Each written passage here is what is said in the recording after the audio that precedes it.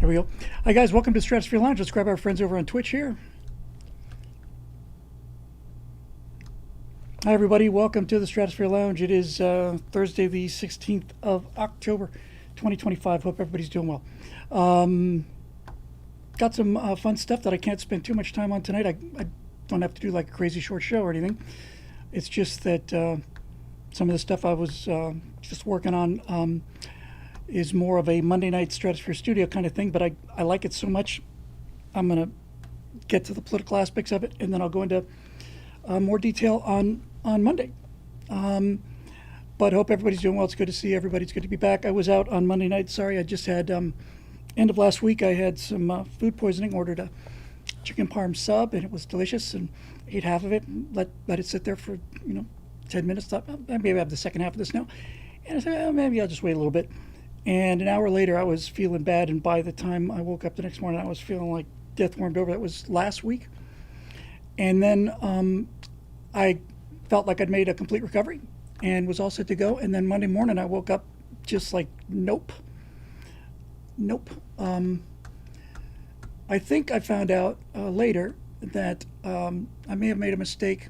Do that. Thank you very much. I love these shirts. May have made a mistake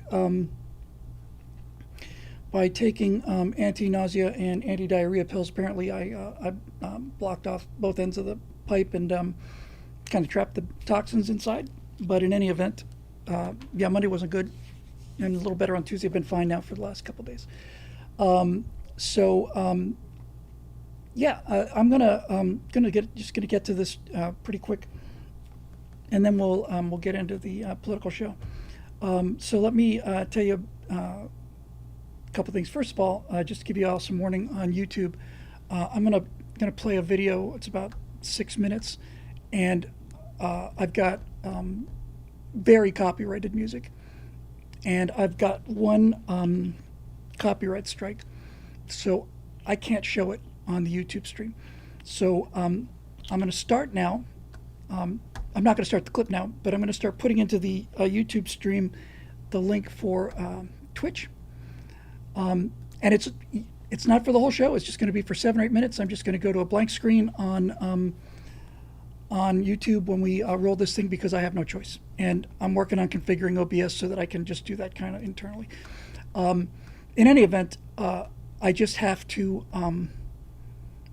show this, because I learned a lot about the colonies by accident, and I learned a lot about my personal politics by accident too. So let me give you some of the politics before I run this, and we'll let the house kind of warm up a little bit and fill up a little bit. Then we'll do the clip, and we'll save the real breakdown for Monday night show. So just sort of spitballing. You know what? First, again, I like to give a little time for people to get in and get a little settled. First of all, I have to tell you about this dream I had last night. I don't talk about my dreams much because I never remember them. But I remember this one. I have two friends who I've known since 1970, so that's 50 years, 55. And they're great guys, and they've been my two best friends, since I was 10 or 11. And for some reason, one is named Steve, and the other is Fritz. And for some reason and I haven't seen Steve or Fritz since April of 24.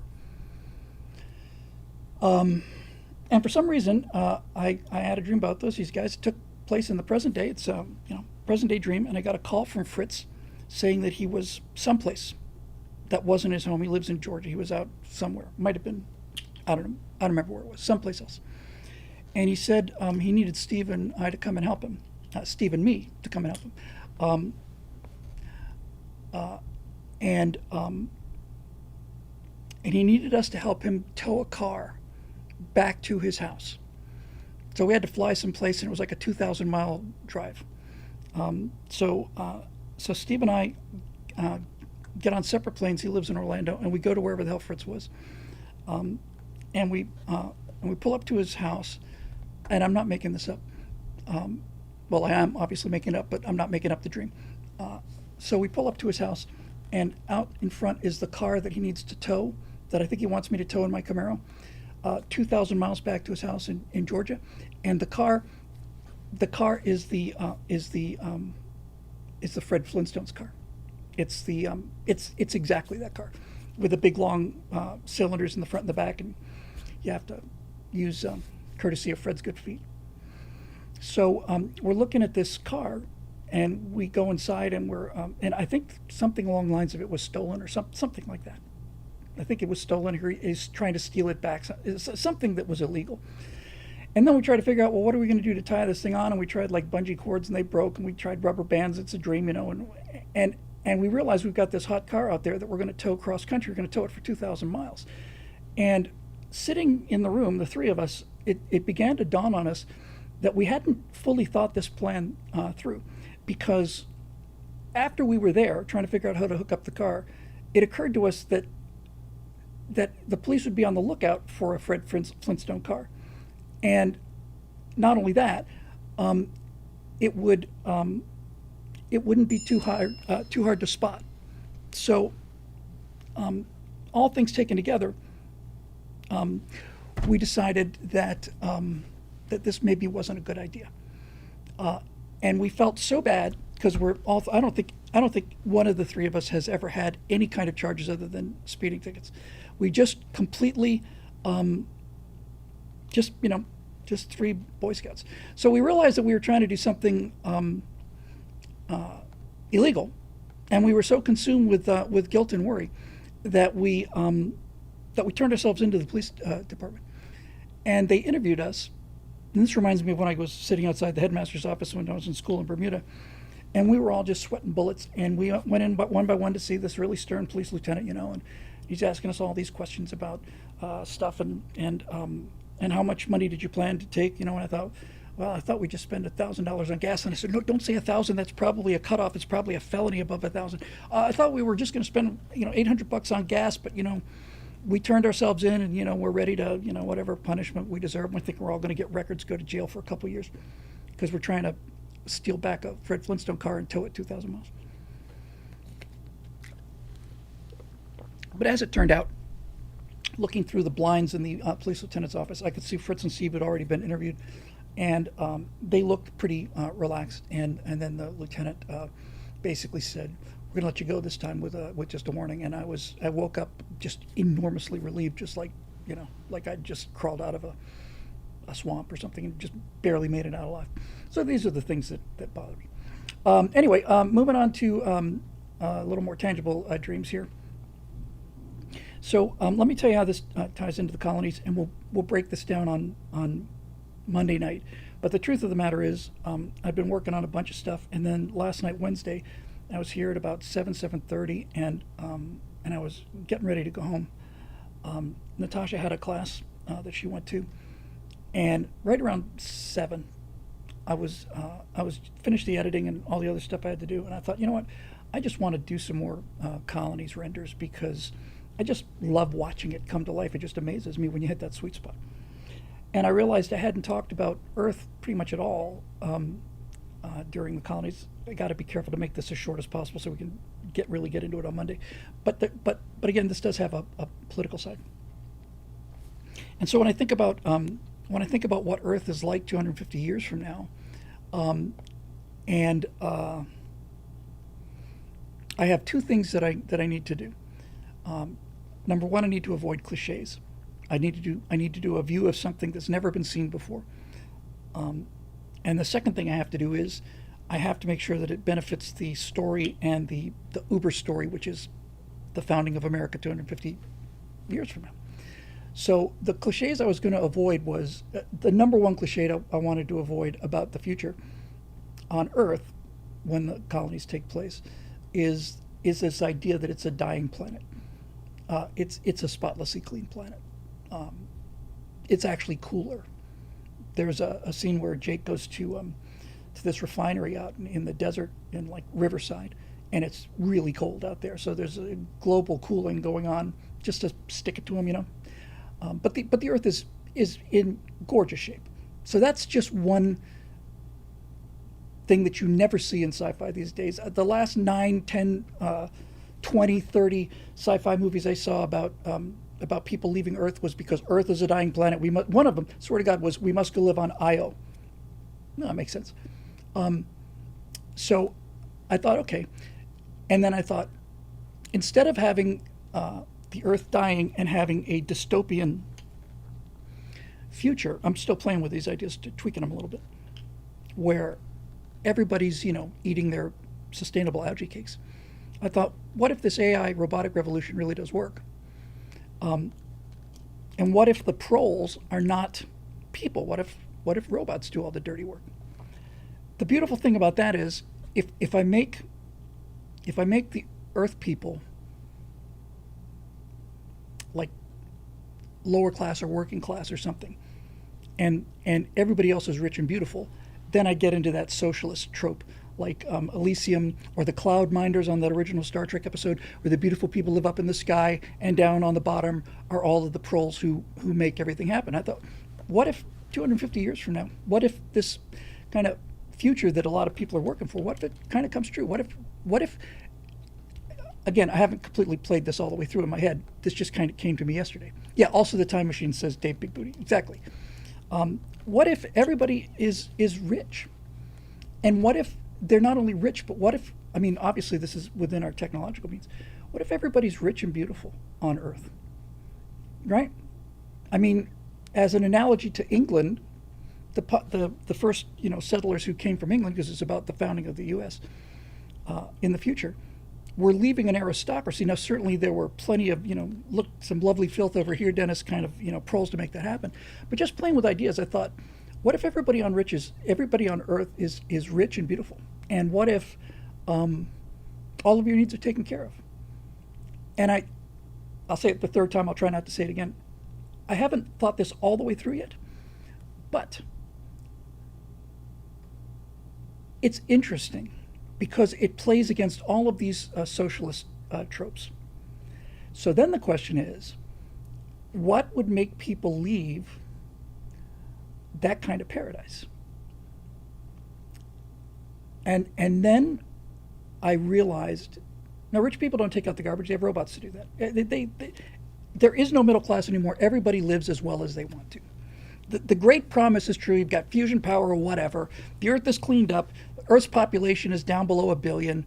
Everybody's, got universal income to do whatever they want to, So yeah, let's just say, because I've seen projections for the growth of economic growth when AI kicks in. So let's just say, and there's no nuclear war and there's no climate catastrophe. Already you're in fresh ground as far as most of the recent science fiction goes. But Earth is like that in Star Trek. It's pretty much a clean paradise where anybody can do what they want to. And so I thought, okay, so what makes people leave? What makes people leave a place like that, where you get to, where all the babies are born genetically perfect, and everybody's got all the money they need, and all of it? What would make you leave? And Charles Smith says boredom. Yes, boredom is part of it, definitely.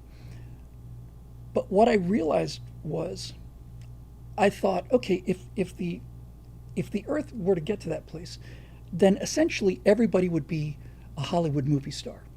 And what would happen if Earth was a Hollywood movie? If all of Earth was a Hollywood movie star, and everything social looked like the Academy Awards? And then I understood for the first time, I think completely understood for the first time, what the colonies is about. I really think that's when I figured it out. So now at this point, I'm going to show you guys a 6-minute clip. And again, YouTube, here's a link, and I'll put it in a couple times for our Twitch stream. Come on over to Twitch. It turns out I'm on at the same time as Hassan.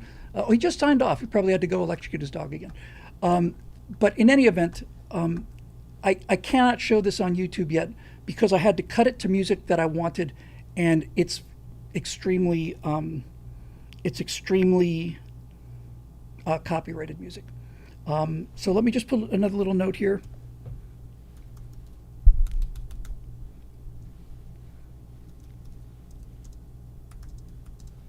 1 second.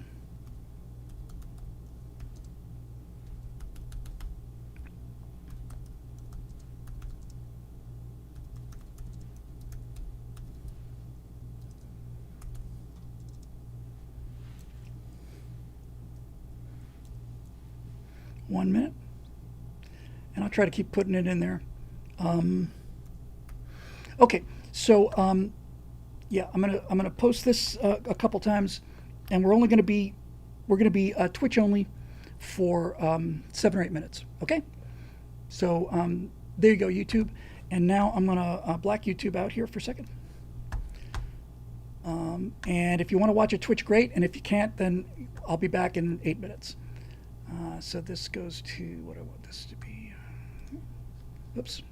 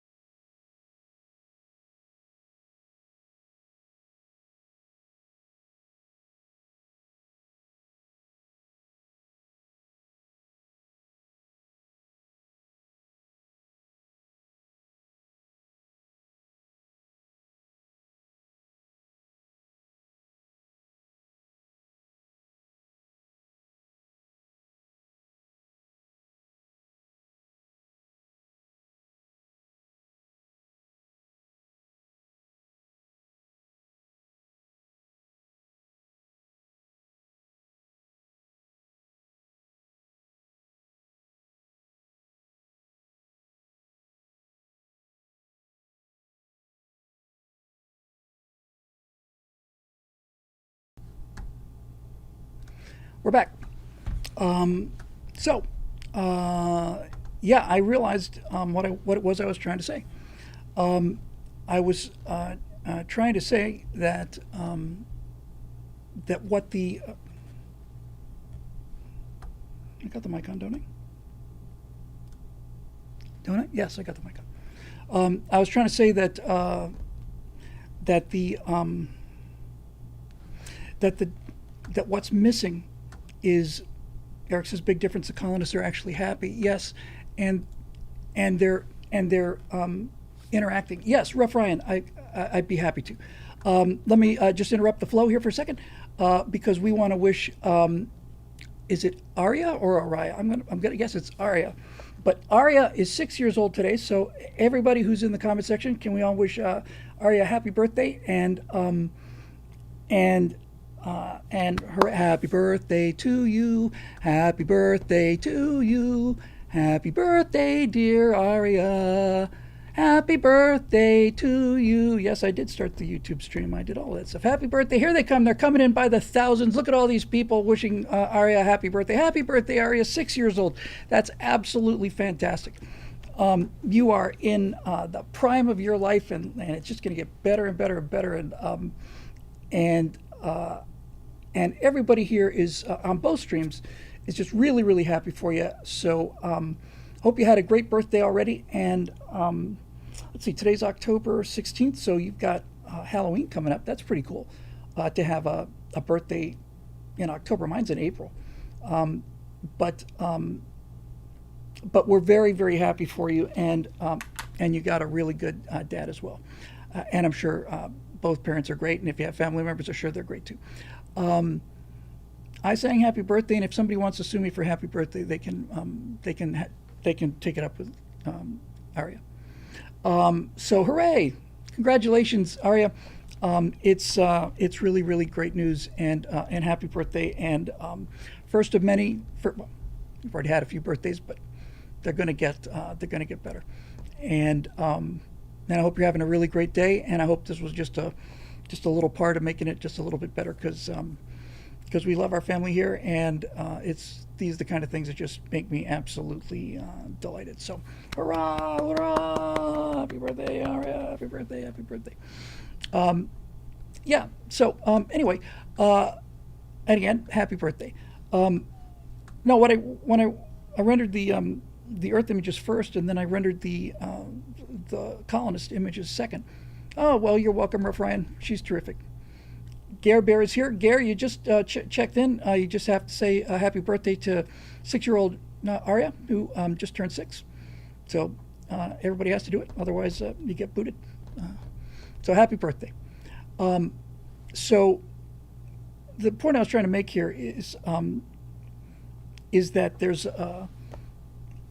if you look at the Academy Awards parties, right? An Academy Award party, because they're both parties. It's not like those people are. I mean, I obviously have to set that clip up a lot better. It's not like that's every single day at work. They're both having a party, but what I found was that these beautiful elites have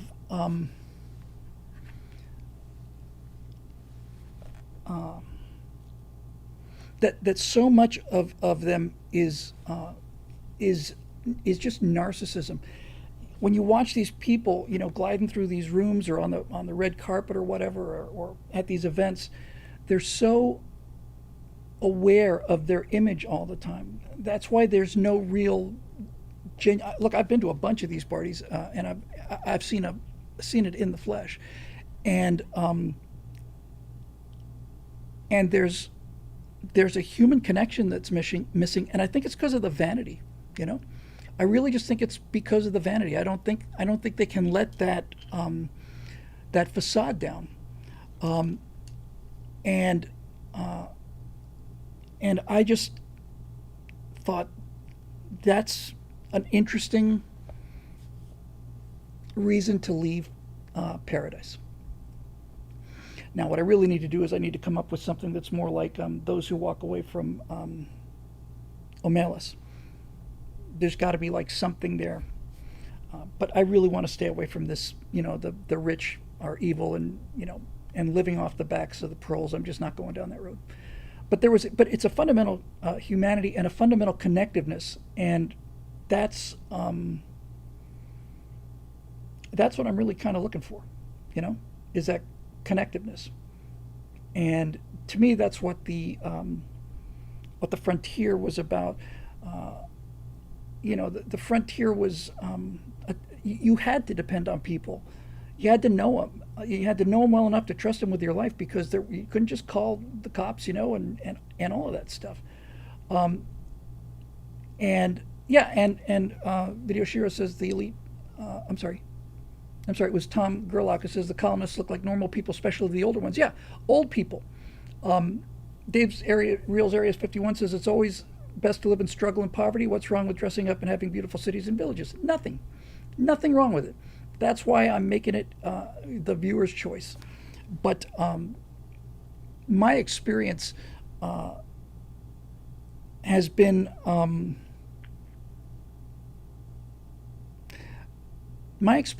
that the less narcissism you put into a mixture, the happier people are. And I think we're suffering from an epidemic of narcissism. And I really think that's it. I don't think that being, on the contrary, the founders are wealthy people, but most of them are wealthy people who kind of work their way up. I was thinking of having these people be like dynastically administrators and various bureaucrats and this and that and so on and so forth. Roger Ramjet has what I had in mind anyway. Again, I say I'm reminded of the saying, a ship is safe in the harbor, but that's not what ships are for. Where Americans were built for conquering and challenges. So that's how I feel about it.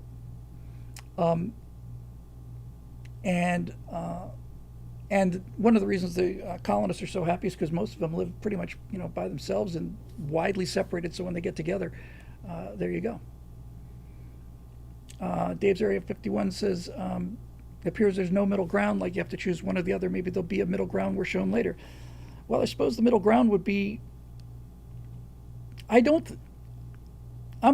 dead set against everybody says the colonists were like super attractive. I just asked for normal looking people. I can ugly them up a little bit to increase the contrast, but all of those guys had wrinkles. None of the women had makeup. A lot of them had wrinkles. So anyway, the middle ground. Let me back this up.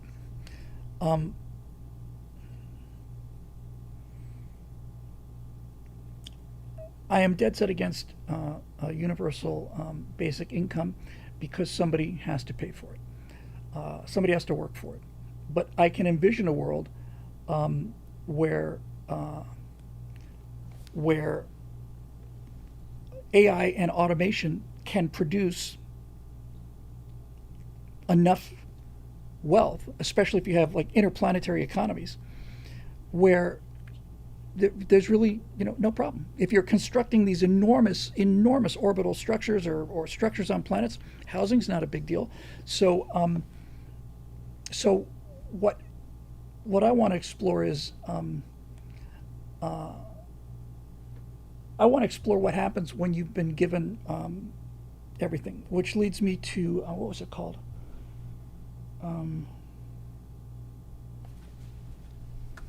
Was it Paradise 16? Hang on a second.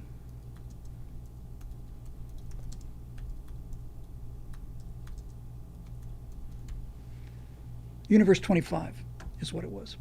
So for those of you who weren't here when we talked about this before, it's really fascinating stuff. Pentarchin,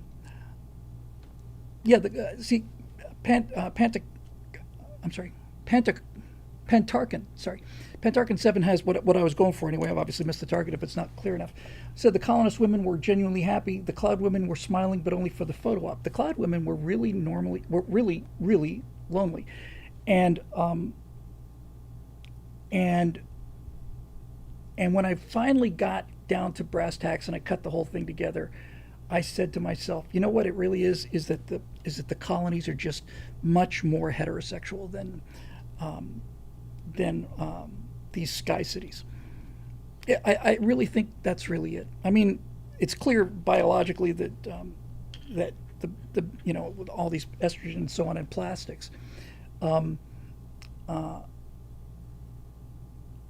that the way to build up natural estrogen is large leg muscles, just doing lots of squats, um, and um, and so I think hard work for men, physical work, really does build up their testosterone, and all of those men in the parties were. Well, there was one guy actually I thought looked pretty. Two guys that looked relatively rugged, but I've always looked at these male models in fashion magazines, like in Vogue and stuff, and I just thought they're just worthless looking guys. They just look worthless to me. Um, Now, obviously, the one thing I forgot is there a middle ground? Yes, there is, and the middle ground would be colonies that are closer to Earth. Hey, stay safe. Um, Closer to Earth and more developed, but not as developed as Earth. So the further you get away from Earth and the further out into the frontier you go, the more primitive it is. And our family decided to go someplace pretty primitive because they want to build a start for themselves and they kind of want to do it from the ground floor. So you can have much more middle class neighborhoods if you're halfway up there and still have to work but not be miners and pioneers. These are pioneers. I think but what I'm getting at, I don't want to retreat from what I'm trying to get at. I don't know how well I pull it off in what you just saw, but what I'm getting at is that the qualities of the frontier make for high trust societies, and we're rapidly falling away from high trust societies, and you know I just think that needs to be said. Um, She says Earth could be where VR people live in comfortable utopia, and the colonies could be where people want real adventure and challenge at the cost of actual risk and hardship, which is what I'm essentially trying to say here. And what I'm essentially trying to say here is, do you want reality or do you want the narcotics? Because again, I'm trying to stay completely away from tropes as much as possible, but there is the idea that if everybody had universal income and nobody had to actually work, then how many people would just stay at home with the VR? Forget the glasses, just have VR just wired directly into your head. Um, so that's really the question. Narcotics today, forget VR. Narcotics today, people who take narcotics today, take it to escape from reality. Uh, in like the most extreme cases, people take narcotics to escape from reality because reality is horrific. Um, but as you kind of move up the economic scale, people take narcotics because they're bored, or because they feel hollow, or because they're looking for something extra. What happens? What happens when you can have everything? You know. Or she says if people live in VR, they wouldn't have to work; they just stay alive with a feeding tube. Right. So what if your society can afford that? Right. What if your society can afford that? There's an element of this in zero cost electricity. Yes. There's an element of this in WALL-E, where the passengers and the crew just degenerate over the years. Um, I really kind of like this idea of um, of people making a choice to live a more uncomfortable life, because that's what I see right now. I see right now politically, I just see almost all of our problems are the result of too much luxury, and too much and too little investment in and getting achievements and rewards. So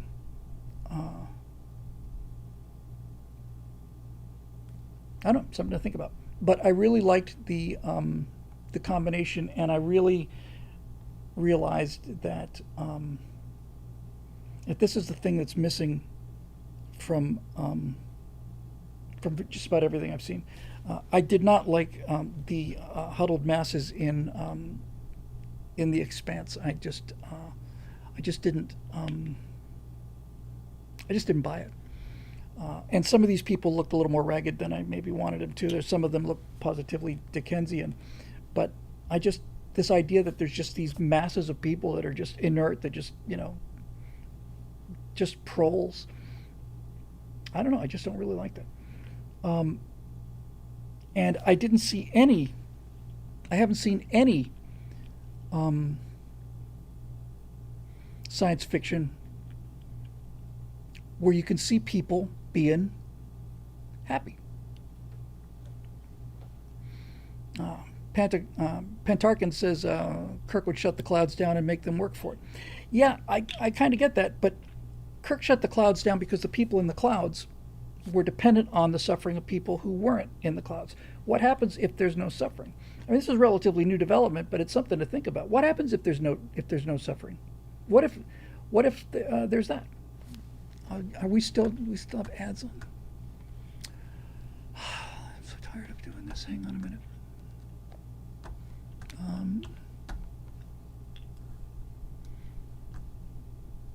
So I guess what it comes down to is, like everything else, this is just essentially the same kind of thing that Plato and everybody else had to wrestle with, and that is, what does I know there's no such thing as an ideal society, but what does the best possible society look like? I don't think it looks like Hollywood movie. Those people don't look happy to me, and I guess that's another point I want to make too, is that these super left-wing Hollywood movie stars have everything. I mean, they've got everything. They're rich beyond their ability to count. They're gorgeous. They have they're famous. They get to they get all the good tables. They get everything, and they seem to be really, really unhappy, really unhappy. What's going on, 9373? Thank you very much. Very kind of you, and nice to say. So we'll pick this up again on Monday, but I just wanted to show that because I liked it so much. I just realized that what I was really trying to say about America is the pursuit of happiness, and that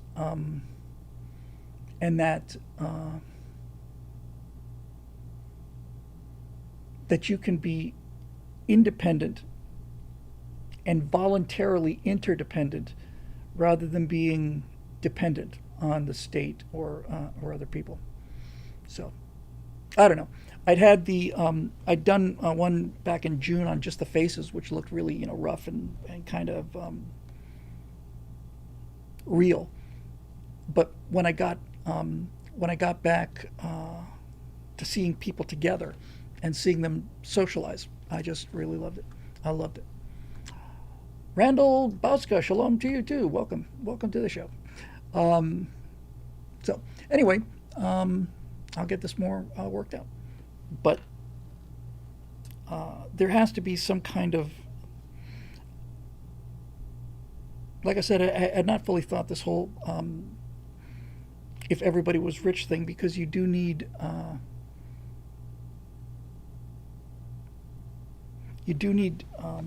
story-wise, you need crime and a kind of an underworld. But what if that was a choice?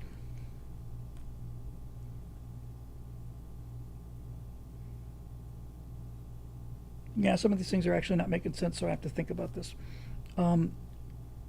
But Yeah, this is it. AKA Woody Fool says, no matter what your wealth, you need purpose. I really think that's it. Randall Bosco with a super chat. Thank you, Randall. Um, I think, anyway, these are issues that really need to be talked about in some length.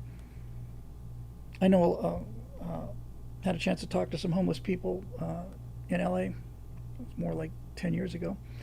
Um, and a lot of them, um, I don't want to say they chose to be there. It's probably better to say they they chose not to get out. Um, so, there you go. Wukong has a super chat question. Question for you: does happiness come from the pursuit, working on a goal, or journey to self-actualization is more esoteric? Um, the answer, I think, I only learned several years ago, and what I learned, Wukong, was that the Greek definition of happiness was using all of your abilities to maximum effect. And I heard that and I thought, yes, that's exactly right. I'm at my happiest when I'm doing good work. Uh, that's the most fulfilling, well, from an economic point of view. Doing a good job is extremely fulfilling for me. Um, and and spending time with the family is fulfilling for me. Um, and a lot of people in our society today are avoiding both of those things. And entitlement is a terrible thing. This is what happens when you make people dependent on the government. Um, Somebody said, it might have been Thomas Sowell, who said, if you give people preferential treatment all the time, regular treatment feels like an insult. And I thought, yeah, there you go.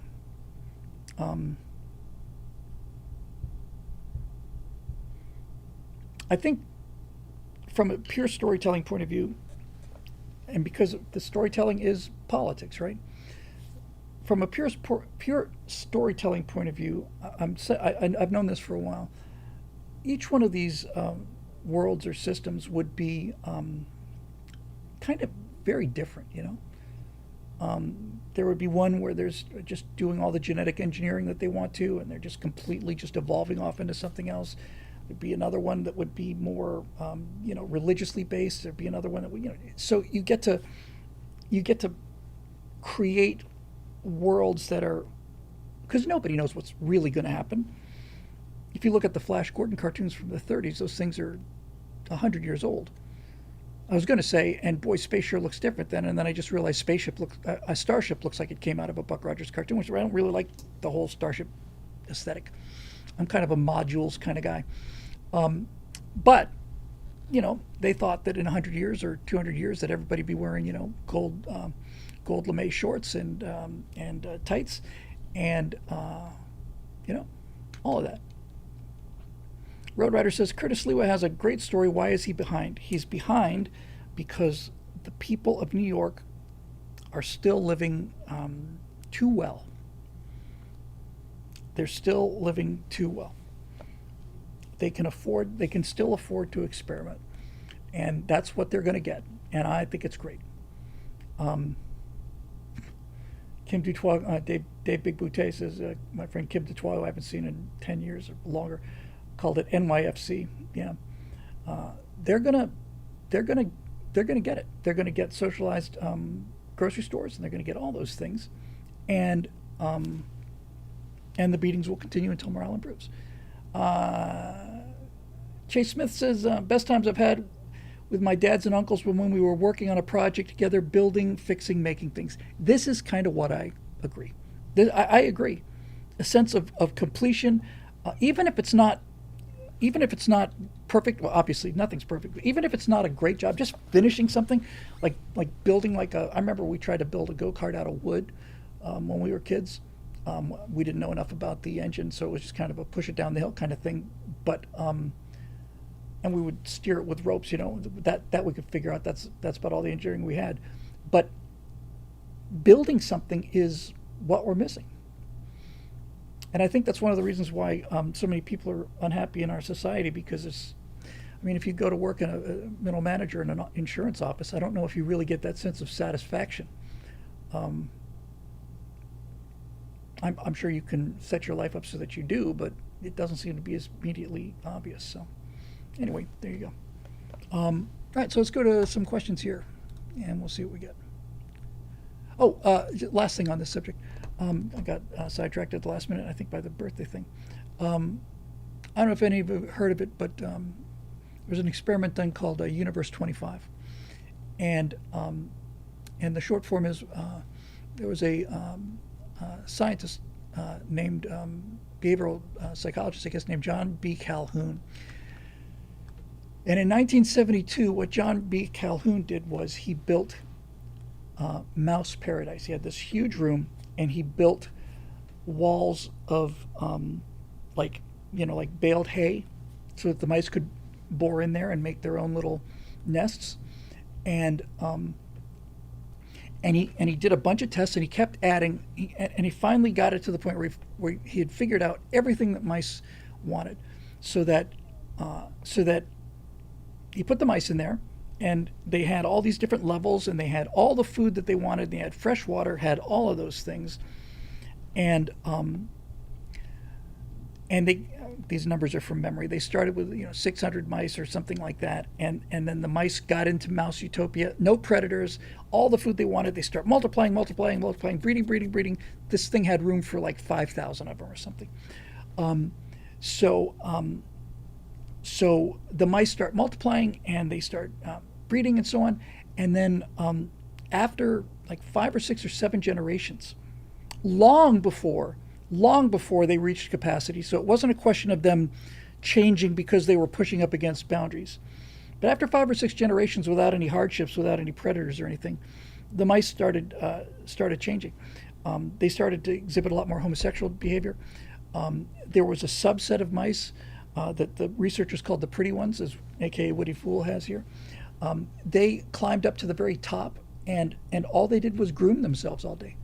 They didn't have sex, didn't reproduce. They just groomed themselves. They just made themselves look absolutely gorgeous. And what happened was the mouse population essentially spiraled down to 0. They just plain stopped being mice. And this to me is a big lesson for all of us in living in a time of great prosperity and affluence. Is that when you have enough affluence and enough prosperity, you start to lose the will to live. I mean, the birth rate is down. Infidel asked, Bill, has anyone considered that the mice inbred themselves to death? I think they started with a population of 600 or something, which I'm sure was genetically enough, but it's an interesting question. But the birth rate is down, and one of the reasons the birth rate is down is because of there's estrogen in the system. But I think the main reason the birth rate is down is that everybody's very comfortable. There's a state that'll provide you with pension and care in your old age, and so on. Davis keeps making this point, like I'm selling poverty. So you have to live in relative poverty? No, you don't have to live in moderate poverty. I'm not selling poverty. I'm selling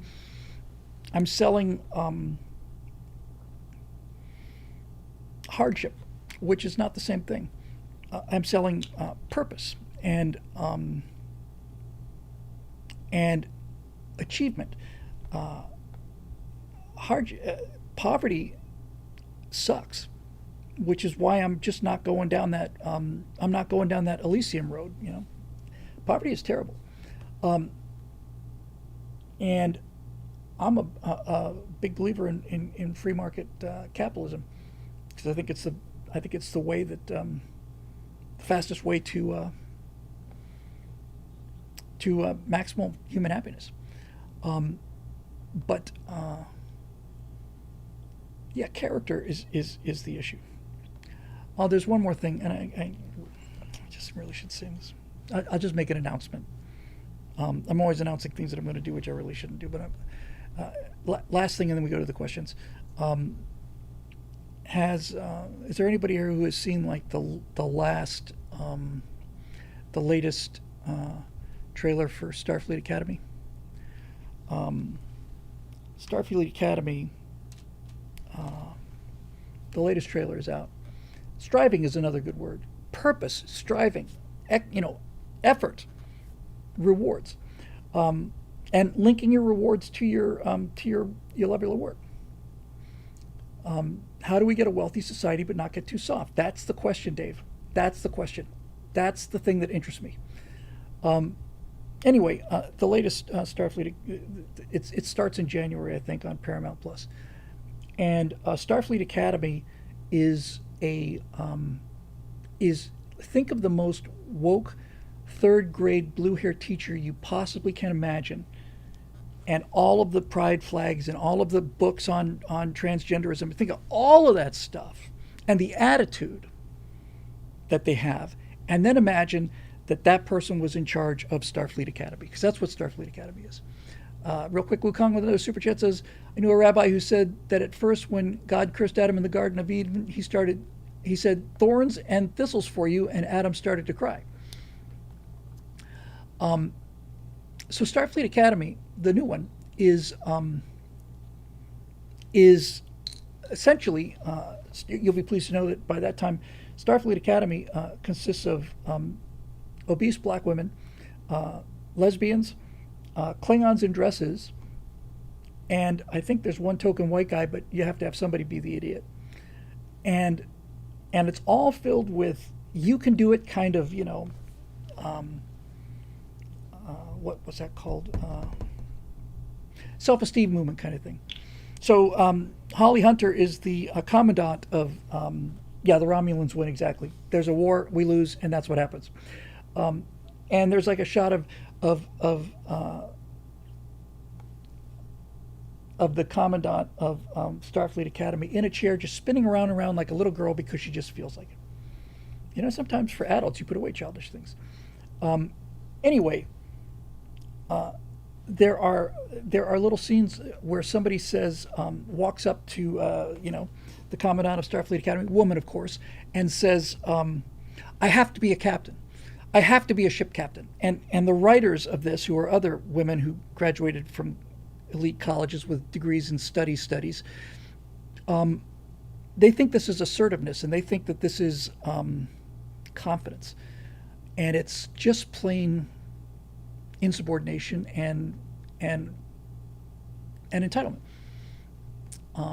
So here's what I want to do as I gain mastery of. I'm just going to make an announcement of the concept, and then I will execute it, because I still have some time. Yeah, it's more cringe than you can imagine.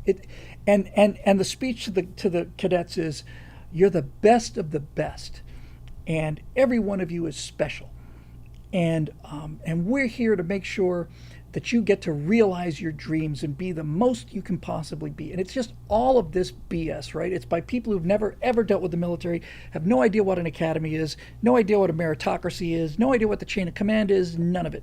And all they do is cry in the hallways, hook up with each other, and complain. That's Starfleet Academy. It is the DEI capital of the universe, and these idiots don't realize how much the culture has changed. But here's what I'm going to do, because I can. Here's what I'm going to do because I can. I'm going to take. I'm going to use my my mad AI skills, and I'm going to take this guy right here, and I am going to set this. I'm going to do Starfleet Academy too. I'm going to do a parallel series, just little online shorts called Starfleet Academy. That's what it's called.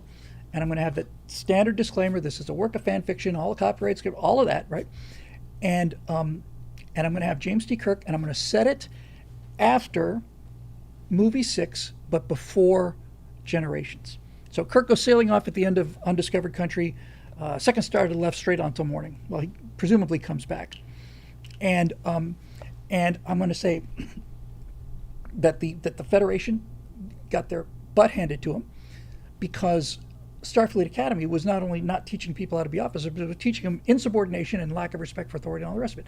And I'm going to have James T. Kirk be the commandant of Starfleet Academy in the real Star Trek universe, and he's going to give a speech that is going to be frickin' epic. Epic. He's basically going to come in there and say, there's going to be some changes around here, because this is what's happened to the FBI and the War Department, there'll be some changes around here, and so let me make this clear. Um,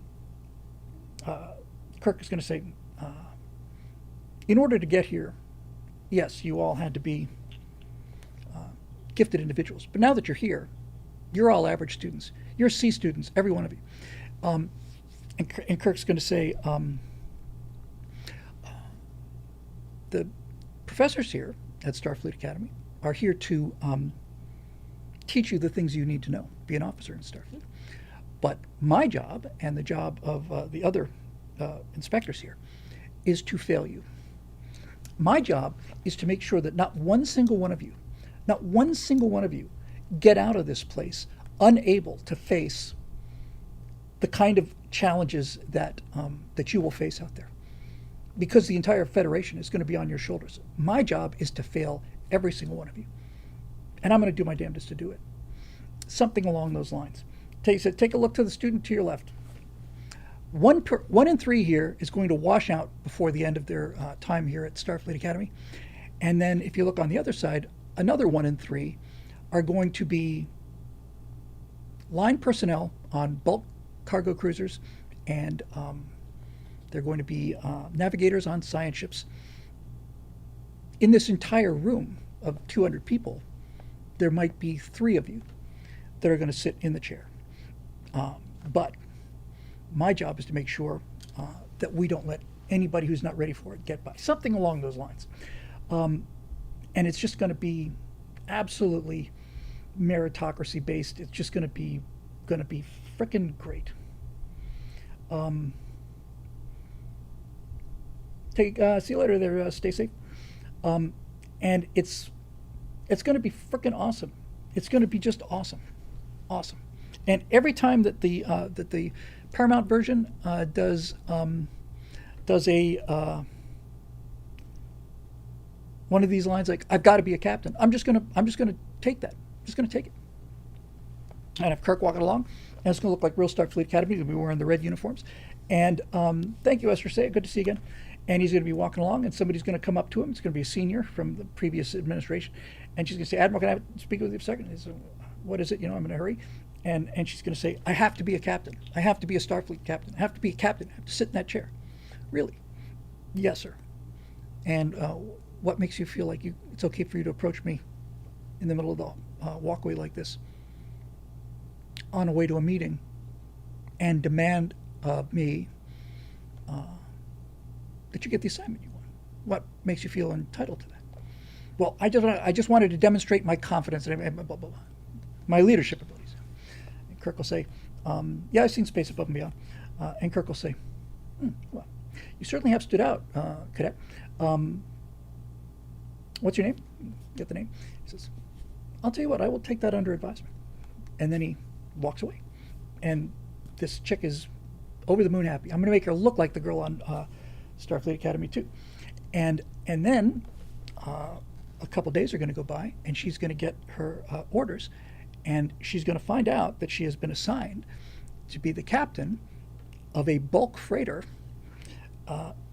which has a crew of 3. Automated bulk freighter, out on the frontier, that does warp 2 at full power. And he assigns her to that for a 3-year tour. And she goes into his office and starts complaining about it and says, hey, that you have 3 years now to develop some character. I just love that kind of stuff. Just love it. Anyway, it's going to be fun. You need to be captain of the USS Mondale. It's a laundry ship. Maybe the greatest single line in the entire history of The Simpsons. Anyway.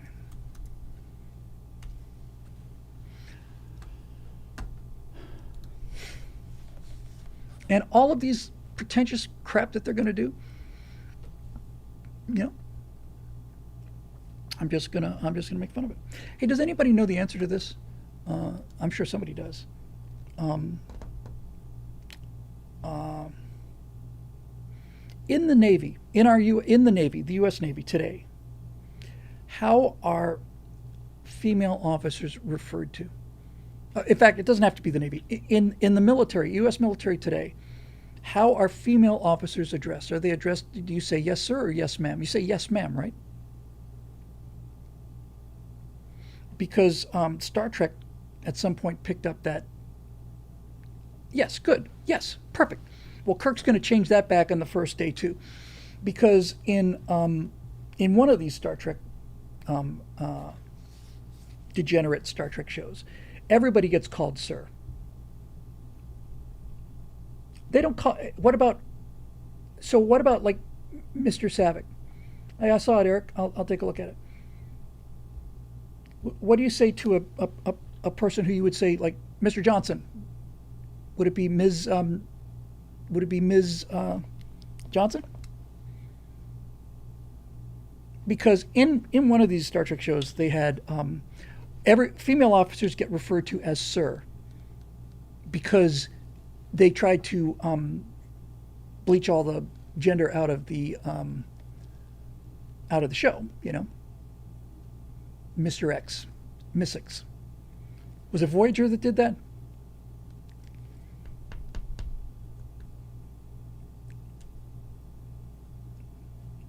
Did they call Janeway? Did they say yes, sir, to Janeway? Well, anyway, that's another thing that Kirk's gonna do. Yep, it's gonna be great. It's gonna be absolutely epic. It's gonna give the fans what they want, and it's gonna give me my chance to finally flex my Star Trek muscles. And I've always wanted to do that. Voyager used ma'am, I believe. Okay, all right, whatever. Here we go.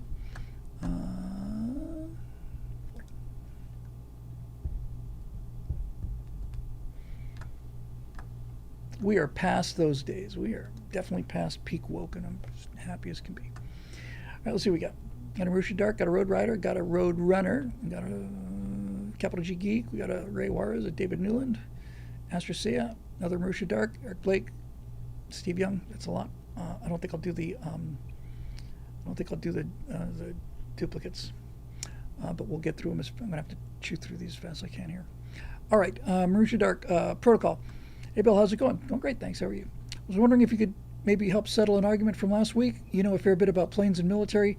Do you know offhand what the USAF standard operating procedure is for when a plane gets hijacked, whether commercial or fighter jet? Obviously, the plane is a weapon that could kill many more than just those on board, but it's not just shot down on sight because that would kill the hostages and maybe others if in a populated area. I assume there must be some attempt to rescue the hostages and persuade them to land, but what happens if the hijacker is a suicidal lunatic who doesn't care about his own life and is dead set on killing others? What's the call in that case? Were I given this particular trolley problem, my conclusion is to assume that the hostages can't be rescued regardless and just shoot it down before it kills more people, but that's only because I'm not aware of any possible alternatives. Are there alternatives I'm just not privy to? Because that would certainly be preferable. Well,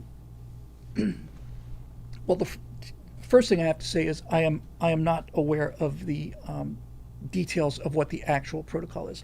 What I know is, what I think I know is that the authorization to shoot down a civilian airliner rests with the President of the United States. And he has to order that personally. I'd be willing to bet a significant amount of money that the procedure would be you send up interceptors, you keep them off the wing, and you fly alongside and don't shoot that plane down until there is no longer any choice. You babysit that plane for as long as possible because there's always a chance that the passengers could rise up or whatever, but you don't preemptively shoot it down. I think what you do is you just fly on the wing with that airplane, and only when you see this thing is not, forget even descending, when you can see it's on a like terminal kind of thing. By the way, if it were me, and I was a pilot on one of those planes, and I got the order to shoot that plane down, I would go to guns and I'd aim for the engines. I'd get close and I'd aim for the engines. I'd shoot the engines out. That way, if anybody has the any survival instincts, they've at least got a chance. You hit it with a missile, it's, if it doesn't disintegrate the plane, it's going to disable it. How does flying alongside them do anything if you're not actually going to crash into it or shoot it? Well, it just gives you time, and it gives them something to think about. There's a looking out the window and seeing a stack of 6 F-16s off of one wing and another stack off the other wing can tend to focus the mind. And there's no reason to kill the people on board the airplane until there is no choice not to. I mean, no choice not to, like on final. That's what I think the procedure would be. That'd be pretty hard on the pilot. But one of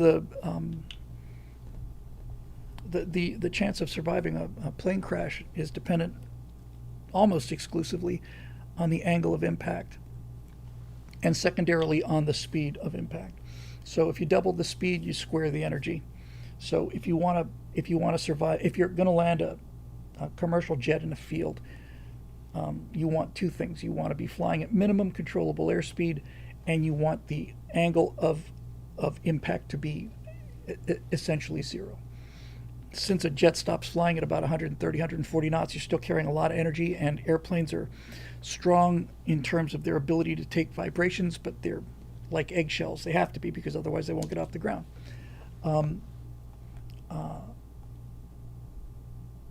But no one, you can fly a Piper Cub, which will fly down to probably 38 knots. And if you take that Piper Cub down to 38 knots and you put it straight into the ground, you're going to die. That's what they say about the Piper Cub. They say the plane is so safe it can just barely kill you. So it's all about, if I could control one thing in a ditch, it would be the angle of impact, and the second thing I would try to control would be the minimum flyable controllable airspeed. So there's no reason to shoot a plane down until there is no other choice. Grelber says, just popped over to watch the Starfleet Academy trailer. It says, worse than Bill suggested. Yeah, it's really pretty horrible. So I'm going to go straight at that and mock that. Now, Marusha says, in the comments, I asked because someone tried using this as a gotcha against me, asking if Hamas took a kid into a fighter cockpit, would I shoot it down? You mean if Hamas stole a fighter jet or had a fighter jet and had a kid in it? Yeah, I think this is the kind of country we live in and the kind of country I want to live in. If for some reason I was flying an F-18 along and somebody came at me with a F-16 and they said, a two-seater, is that the F model, whatever it is for the trainer F-16, and somebody said, I am Hamas and I have an innocent child in the back seat, then I wouldn't engage them. But if they open fire on me first, then yeah, then that plane's going down.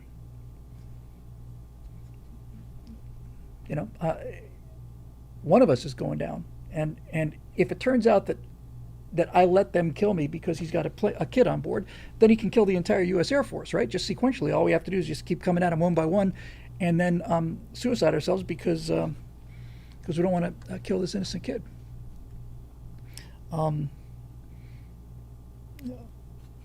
Hamas can't fly fighter jets. Hamas is a terrorist organization because the Palestinians don't have an air force. They don't have an air force because they don't have the social structure to provide an air force. That's why you have terrorism. Terrorism is for people that are so dysfunctional that they can't build a military. Hard to say what's no other choice. I have such a problem with that. Pentarkin says, because letting the jet go to a populated area anywhere it hits is going to be awful. Yeah, I think that would be something to factor in as well.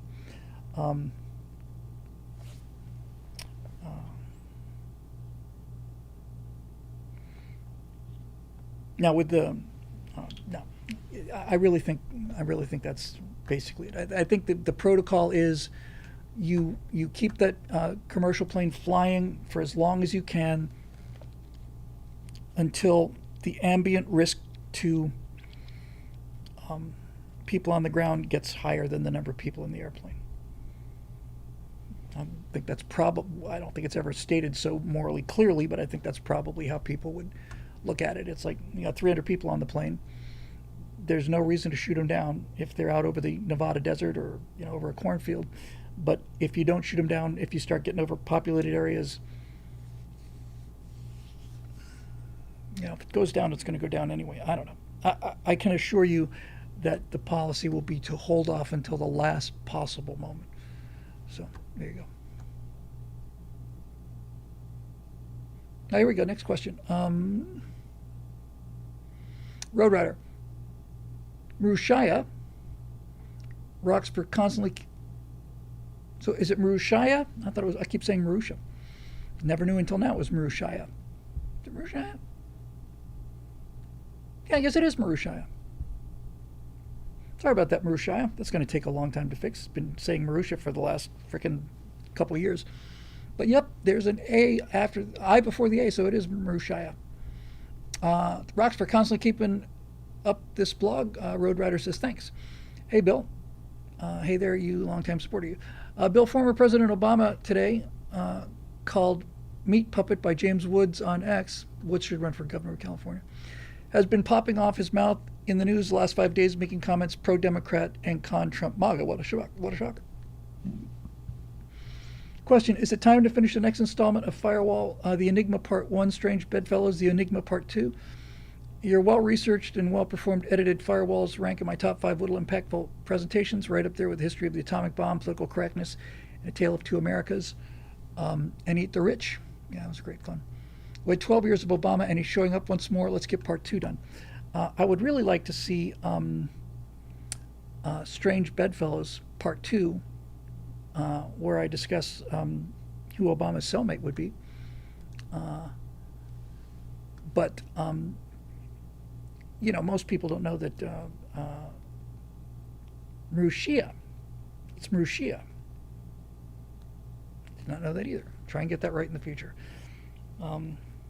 Marushia. All right.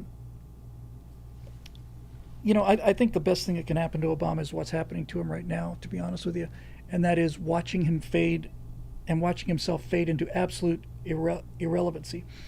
He came out real hard for Kamala at the last minute. You know, now you brothers out there, you got to vote for Kamala. And it turns out the brothers didn't. So I think it's fun to watch them fade away. What you know, with all the stuff that's coming out now in terms of what happened in the last couple of years, in 2016 with the framing of Donald Trump, you know, by the intelligence agencies, which was ordered directly by Obama, it's tempting to think that the corruption of the country really started with Barack Obama, but I'm going to make the argument that the corruption of the real destruction of the country started in 1992 with the election of Bill Clinton, because I don't think Bill's a bad guy. I just don't think. I just think Bill's in it for the tail, you know. But unfortunately, in '92, you not only elected Bill Clinton, you elected Hillary Clinton. I think Hillary Clinton is one of the most evil and ambitious and ruthless people in the face of the world. I think it was Hillary Clinton that brought lawlessness and a left-wing fervor to it, and a lot of people say, well, obviously Obama did a lot more damage, but it was Hillary who picked him. She plucked him out of obscurity, gave him that big speech at the would it be the 2004 Democratic National Convention? He was a featured speaker there.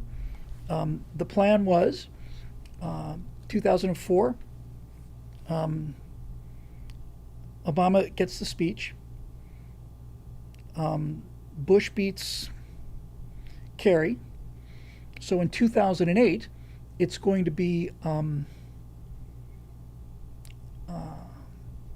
2008. It's going to be Hillary Clinton's going to be the nominee, and Barack Obama will be the running mate. Hillary will get her 2 terms in. Obama still be young, and then Obama takes over after Hillary's 2nd term, and then he can do his 2 terms. And that was the strategy and the plan. And then all of a sudden, the 2008 primaries roll around, and Obama is outperforming Hillary because he ranks much higher on the victimhood scale, and also because he's a much more appealing candidate than Hillary, although that is probably the lowest bar of all time to clear. So Obama sees his opportunity. It's, you know, now or never. So he makes a run for it in 2008, whips Hillary, and and Hillary never forgives anybody. So Hillary gets delayed by 8 years, thinking she'd get the presidential run in 2008.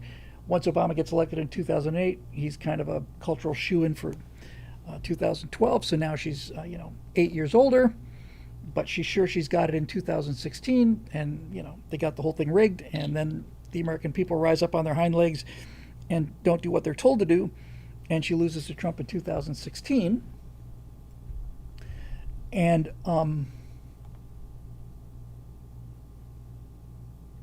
that really broke her. I still want her in jail. I really, really, really want her in jail. But my consolation was that that there's probably not a worse fate that you could impose on somebody as ambitious and as ruthless and as narcissistic as Hillary Clinton. There's nothing you could have done to her, including putting her in jail, that would have been nearly as hard for her to take as losing that. Because she, not only did she think she was going to win right up to Election Day, she spent almost all of Election Day thinking she was going to win. She started out way ahead, right? And going into the evening, she was ahead, and they're popping the corks, and she's getting ready to go.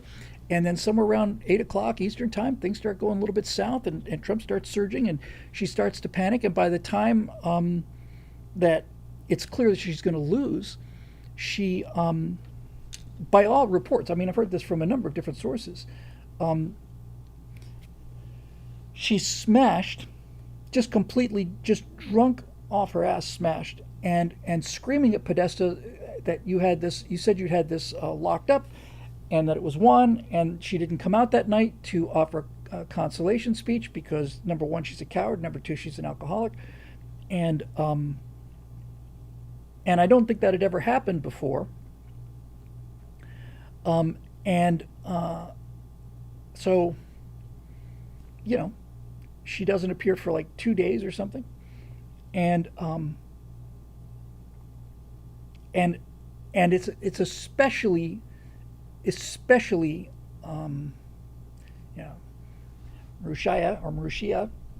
says she smashed and hammered just like her phones. What did I say? I meant to say concession speech. Did I say victory speech? I meant to say concession speech.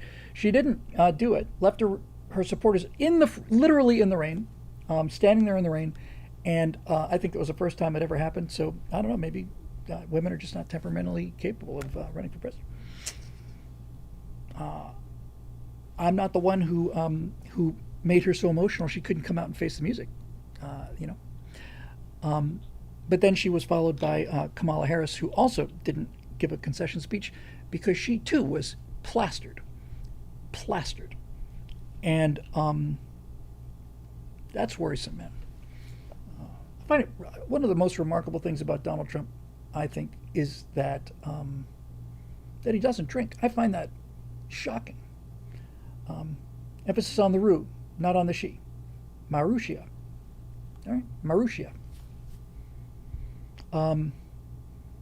Anyway, it's just been glorious ever since then. But now that the thrill of watching her lose, and since she's running her mouth again, I want to see her perp. I want her in jail. She earned it. Here we go, Roadrunner. Greetings, friend Bill. On October 8th, President Trump authorized Secretary of War, it's got a nice ring to it, Pete Hegseth, to take out another Venezuelan narco-trafficking small boat full of illegal drugs headed to the United States. Yes, I did vote for this. Me too. Rand Paul, who I used to admire, tweeted, "The Constitution does not allow the president to unilaterally blow up suspected drug smugglers." If you get the chance, read the responses to the tweet. They're great. The ones I read were 100% opposed to his tweet. Has Rand Paul never heard of the United States response to the Barbary pirates as mentioned in the Marine Corps hymn to the shores of Tripoli? Does Rand Paul not realize that the United States declared a war on drugs in 1971 and that wars are fought against the military? And did Rand Paul forget that he supported Obama's drone strikes against civilians in Afghanistan of 2015? That same day, Dems introduced a war powers bill in the Senate that would prohibit the president from attacking Venezuelan drug-running boats without express approval from Congress. That's ridiculous. Only 2 Republicans voted for this bill, Rand Paul and Lisa Murkowski. John Fetterman voted with the sane senators. With Republicans like Rand Paul, do we really need Democrats? I'm going to come at you with something here.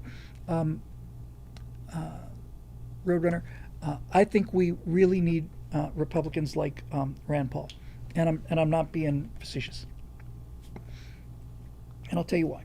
Um, the left is dedicated to the destruction of this country, um, and will do anything to destroy it, bend, break the Constitution, ignore it, smash it, use it, whatever the case may be. The reason we need people like Rand Paul is because Rand Paul is loyal to the concept. Marusha says we need 100 Rand Pauls in the Senate. I wouldn't go that far because I think Rand Paul is wrong on this one. But loyal opposition is essential. I think he's wrong on this. In fact, I'm very convinced he's wrong about this. But without people tugging at the leash and constantly keeping things in check, it's you're heading into dangerous territory. I admire Rand Paul. I like him a lot. As I said, again, I think he's wrong on this one, but he's wrong on this one from a point of view of trying to protect what Rand Paul and I and all of you really admire, which is the Constitution. I think there's an argument to be made for due process for deporting illegals. I also don't agree with that position. I think one of the reasons that they allowed 20 million people in 4 years was because they were counting on the fact that to run that through the courts would be, it's impossible. I don't think that our constitutional protections apply to non-citizens, but I am willing to listen to the argument because I do not want to fall into tyranny. And so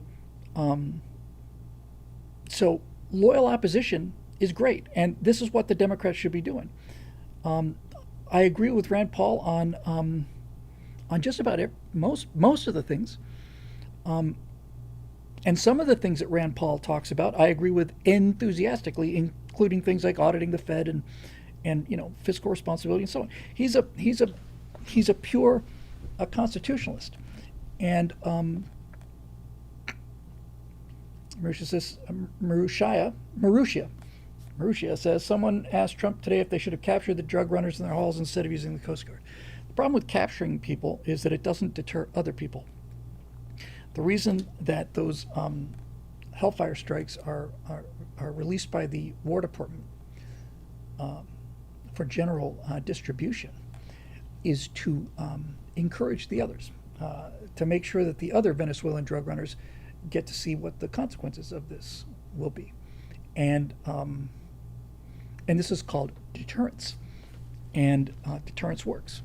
But you can't instantly reinstate deterrence if you've been letting things slide for 20 years. There's an interesting comment, it appears to be. Gary Surratt on YouTube says, was part of the Caribbean drug interdiction mission in 1988. We knew when the boats left. We knew what they were carrying, who sent them, who was on them, and where they were going. It's not reckless. Yes, I've never for a second thought it was reckless. I don't. Well, again, this is why you need a Rand Paul. But I have a very high degree of confidence that that when they go weapons free, we know exactly. Let me rephrase that. I don't think that in fact, I know that the U.S. military is not out there shooting Hellfire missiles at fast boats without being 100% certain that that those are legitimate targets. I spent a day at, I spent a couple hours anyway, at CENTCOM many years ago, and they let me into the control center. They had to sanitize all of the, all the screens to make sure there's no secret stuff up there and anything.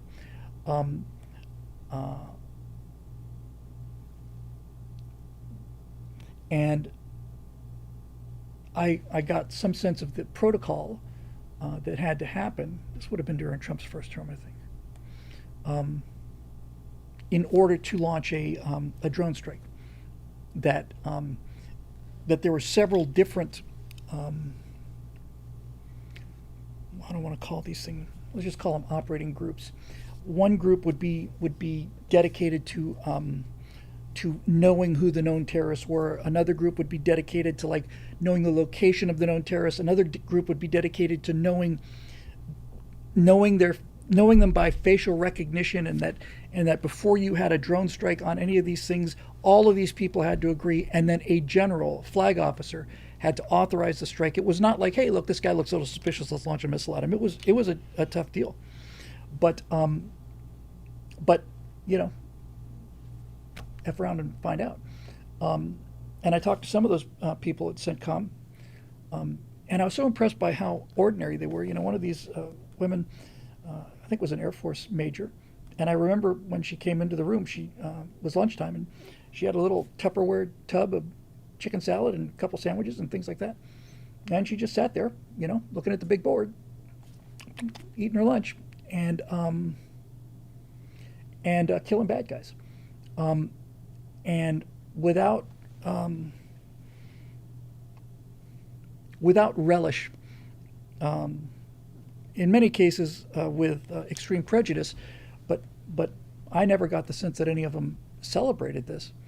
I did say, thank you very much, God and Coach. What I did hear from many of them was that the hardest part of their job was having predators in the sky where they had eyes on a target, but they didn't have any Reapers up there, so they didn't have any weapons. It was, you know, the outgoing armed predator, which is generally called the Reaper, was on its way back, or there was one not on station. So the short form was, they said the hardest part of their job was having to watch what these guys were doing and not be able to do anything about it. They said routinely we would see women dragged out of houses and just being gang raped in the town square, and we knew it when they were going in, when they were going into the house. We knew what they were going to do, and we would have loved to just put Hellfire missile right on top of their heads, but we just didn't have the ordnance, and so they had to watch that. That's, I would think, make your job harder and easier at the same time. 8K Woody Fool says, Patriot Post meme, Trump, I'll blow crap up Hamas, but frankly, everyone else, I'll negotiate. Some people deserve that. Some people have earned that distinction. After many years of striving for it, they've earned that kind of shoot them on sight kind of thing. I wish people like that didn't exist. I genuinely do, because I don't like the fact that we have to deal with them. But when your house is surrounded by wolves and other rabid eaters of your children, you got to go out there and you got to put them down. Or they eat you. That's pretty much it.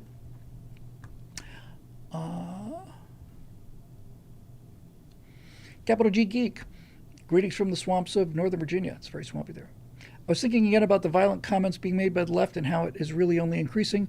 I don't believe that people can manifest things by repeatedly thinking about them, but I do think that people can change themselves with just their thoughts. That's actually a Bible principle from Proverbs 23. For as he thinketh in his heart, so is he. So is he. Combine that with the algorithm that feeds mostly rage bait for engagement, and we don't end up in a good place. I don't know if it can be stopped, short of an EMP taking out all of our electronics. Either way, I don't have enough ammo. Did you see the Starship flight on Monday? Saw it after the fact. They flew, I was really sick on Monday. They flew the booster that they had previously caught, and the Starship had splashed down. Definitely showed a beautiful heat patina on the stainless skin. Let me deal with the second one first. The Starship, they keep leaving more and more tiles off of this vehicle. And this Starship looked like it had escaped from the jaws of a giant squid. I mean, this thing was just burned to a crisp, but the vehicle survived intact. I was very curious to know if that had been a man-rated Starship that came back that damaged. Intentionally they damaged it. A lot of tiles off and all that. But because if you saw the landing of that last flight, that thing is really beat to hell. It just scorched all over. It's really, really beat to hell. And my question would be, if that had been a crewed mission that had suffered that kind of damage, would the crew have survived? And I kind of think they would have. because it was a controlled landing. And now, there might have been enough thermal stress inside the vehicle to have killed the crew, but it looked like, I mean, even the first week, so we had the first Starship reentry, and then we had two that blew up consecutively. And I don't remember what happened to the third one, but we've had probably five, I think 5 or 6. The first one lost control, but the second one, where the fin nearly burned completely off, these things land. Any of the Starship flights that have made a controlled landing in the Indian Ocean, I want to know if those were survivable, because if the answer is yes, then there is a tremendous amount of safety built into those vehicles. Really tremendous amount of safety. And that sounds like Elon's kind of work. But let me go to the other question here. This business about manifesting things. I think I want to talk about this just for a second, because I've always found it to be kind of interesting. Yeah, Roadrunner got it right. Starship burned down, fell over, and sank into the swamp. So I want to talk about this manifesting thing. There's a lot to be said for visualizing yourself in the position that you want to be in. But the people who talk about manifesting, and I'm sorry to say that some numbers of Christian evangelists seem to be selling half of this ticket as well. The image manifestation thing is half of the process, in my opinion. If you really want to change your, let's just say for the sake of the argument, we'll do the easy one. Let's say you want to change your economic status. You don't want to be poor anymore. You don't want to be middle class anymore. Yes, I think essential to that change, you have to unlock your mind from a poverty mindset. You have to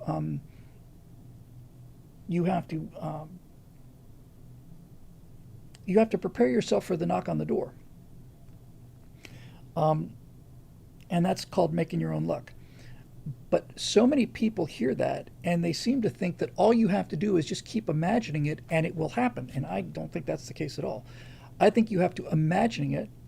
You have to realize it is possible, see yourself in that situation, but then you have to do the hard work every day of following the small step-by-step disciplined actions necessary to get you there. You can't follow step-by-step actions necessary to get you there if you don't know where you want to go. But once you have that target in mind, let's say, for example, again, this is an easy one, right? Easy one. Let's say that you're pretty much on the skids, but you just dreamed of owning a jet ski. A jet ski is not an unreachable goal by any means for anybody in this country. So if you really decide that you want a jet ski, and I did this with an airplane. I did this with a Sky Arrow. I did exactly this with the Sky Arrow. I went to 94th Aero Squadron at Van Nuys when I was a limo driver, and I had time off. I would just go there. I'd buy a Coke, and I'd stand by the fence, and I would visualize myself taxiing that airplane up to 16 left, which is the small runway, and flying the pattern and making it like, this is what I want. And then I went through the steps of actually making that happen. So if you want a jet ski, you'd have to know what the jet ski costs. You have to ask yourself, would I be willing to have a used jet ski earlier, or do I have to have a new jet ski? It's going to cost more. So you make these decisions, and then you realize, okay, jet skis, I don't know what the hell they cost. If I had to guess, I'd say around $2,000 or $3,000, something like that.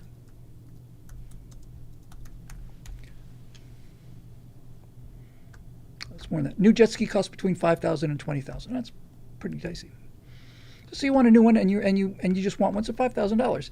So if you're working at McDonald's, right, and you want a jet ski, you're going to have to make enough money to pay all of your bills, plus set enough aside so that you have $5,000 before you die. Boy, some of these new ones just look like spaceships. They're really, really cool. But if you then, so this is the second half of the thing, right? If you really, really want a jet ski, you visualize yourself in the jet ski, and you imagine all the fun you're going to have on the jet ski. But then you have to say, I have to get $5,000, and you're almost certainly not going to be able to do that on a McDonald's paycheck. And so then you have to ask yourself, are you willing, this is the short form, are you willing, do you want the jet ski enough to work 2 jobs or 2 shifts? Do you want it enough to work 2 jobs? Do you want it enough to get up at 5 in the morning and be an Uber driver from 5 to 8:30, and then go into a regular job and go a 9 to 5, and then after the 9 to 5 you grab yourself a sandwich and then drive an Uber from 6:30 till midnight or 11. Do you want it that much? Because if you do, then you will get a second job, you'll put that money into savings, and you'll go out and get the jet ski. And if you're disciplined about it, you will build up your credit rating, and you'll be able to get things earlier, and pay them off if you really do it. So is a jet ski worth 250 hours at McDonald's? The question, Tom, is a jet ski worth an extra $250 hours at McDonald's? And many people don't even understand how elementary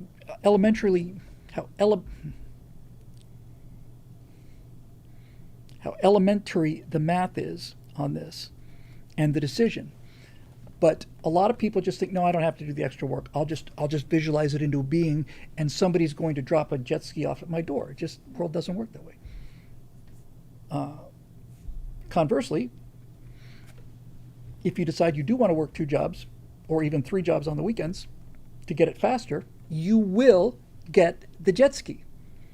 You will get it. It's not like you might get it. This is the thing that's so important to me to get across to people, is if you have the ability to analyze the problem and the discipline to do the hard work, then the outcome is not in doubt. If you are,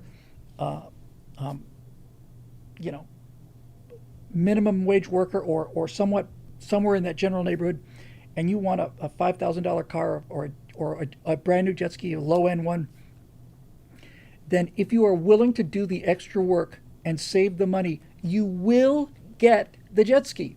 You will not be declined. No one will turn you down. If you save $5,000 and you go to the dealership with $5,000, you will get the jet ski. And if you've been behaving yourself, or you start small with little, like say you start a $400 credit card or prepaid debit card, and you put everything on the card, you pay it off, you put it on, pay it off, then you don't have to have the whole $5,000. Then you have to have $1,000, $1,500 and a decent credit score. And then if you pay off the jet ski on time, then you can do that with a $10,000 car. If you pay that off on time, you can do it with a $30,000 jet ski, and so on and so on and so on. And there's no doubt about it. So Eric says, after college, I swore to myself that I'd never go into any more debt. I'd rather wait to save up the money than borrow on credit. Natasha feels exactly the same way. Russia does not have, doesn't deal with debt. They don't, this idea of payments, it's just, they just don't do it. When she took out a loan on her car, which she paid for with her photography money, and her credit, that was a rough deal for her psychologically, because she does not like going into debt. And I explained to her, honey, that's kind of how things work here. The car was, I don't know what it was. It was maybe $24,000, something in that neighborhood. But she had $4,000 in cash. She had a good credit rating, so she put the money down, got the car. She loves the car. Payments are about $400 a month, and she's driving now. So, look, you can definitely get in debt. I have kind of a irresponsible and childish view of debt myself personally, and that is that, well, it doesn't really apply if you're married, but certainly when I was single, I used to think, if you die owing a bunch of people money, it's kind of their problem.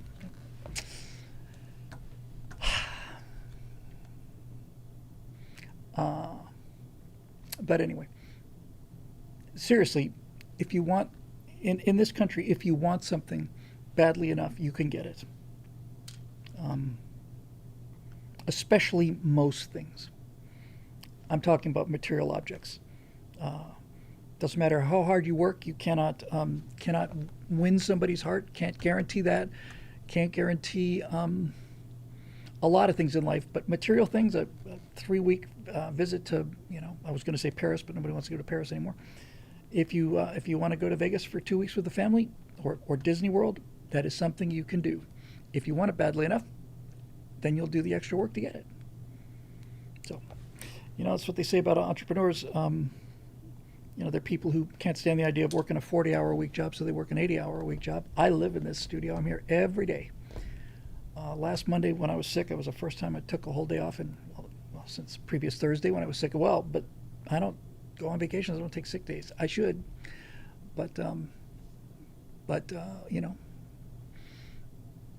I got my. I know where my towel is. Ray Juarez.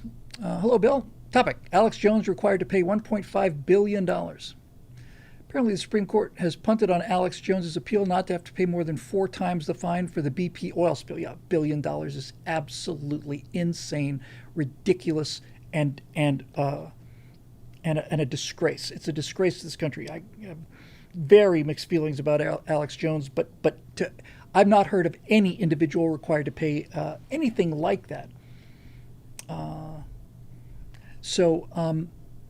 Yes, it is ridiculous to the families of the Sandy Hook shooting because he hurt their feelings. And I'm not minimizing what he said, but basically, it's not like he killed a busload of kids. He hurt their feelings. $1.5 billion? No, it is ridiculous. Question: do you think this counts as cruel and unusual punishment used specifically against the First Amendment with Jones as a sacrifice for it? 100%. 100%. I think he's going on to say, I think Jones is loud and a lot of his stuff is outright wrong, but when he's right at least a year before anyone else is even talking about it. Yes, that's exactly how I feel about Alex Jones. I think Alex Jones is right 1 out of 5 times, but when he is right, he's right ahead of everybody else, and that's valuable. And it's okay to be wrong. I despise the Supreme Court at this point, and it is one of the few things that the Founding Fathers absolutely screwed up by not defining what their actual job is. Well, I'm not sure I'd be quite that hard on the Supreme Court. I do think that the let me say this: the founders understood the need for a Supreme Court to settle the issues, put them to bed. This is as high as you can go. But the idea that the Supreme Court would be able to rule on legislation was absolutely anathema to the founders. They would have lost their minds. If you told one of the founders that a Supreme Court had found a law unconstitutional, the founders would have said, well, if it was passed by Congress, it's by definition constitutional. But they did not count on the chicanery of the degenerating political class, because their remedy for that would have been the people will remove the representatives that did such a heinous thing. I think they hadn't fully realized the power of incumbency and party. George Washington's. I think it would be very, very interesting to see, as a laboratory experiment, what the country would look like if there were no such thing as political parties. I'm not saying it's a good idea, and I think it, on balance, is an infringement of your freedom to freely associate and to bargain collectively, so to speak. But it would be interesting to see.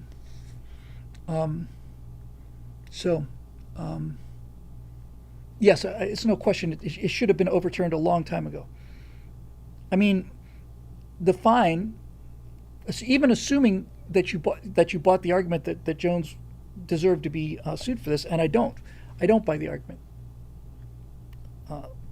I don't think by any definition he slandered anybody and damaged them professionally or economically. I just think he hurt their feelings, and I think the left wanted him out of there. So I don't think he should have been found guilty in the first place. But even if he had been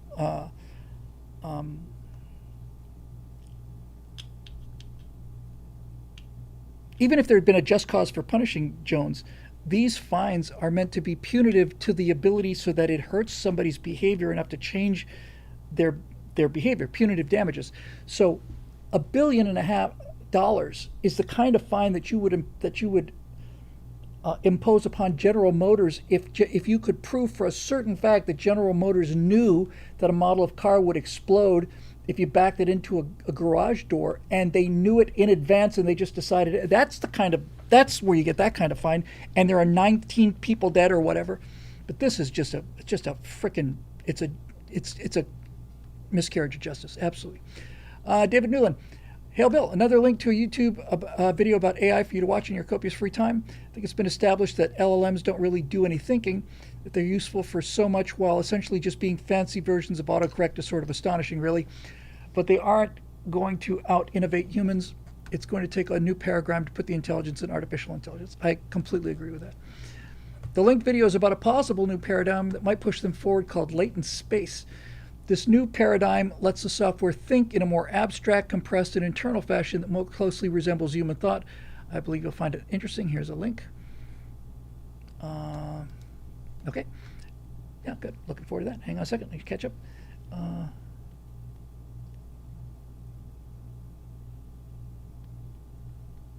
Wukong with another super chat.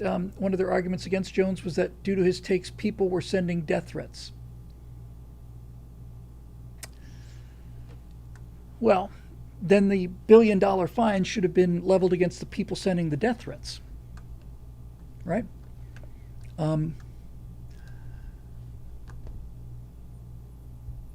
By the way, did you get a chance to watch a previous episode I linked? What does AI think of Star Trek's Data? I didn't see it yet, but Marushaya says that he did see it and thought it was really interesting. I wanted to, but I didn't get a chance to, so I will check them both out. So thanks. Yes, I'm interested in finding. I was so impressed by my experience with Grok, and then along came that Newton Kepler thing, and I just realized I think I've been bamboozled.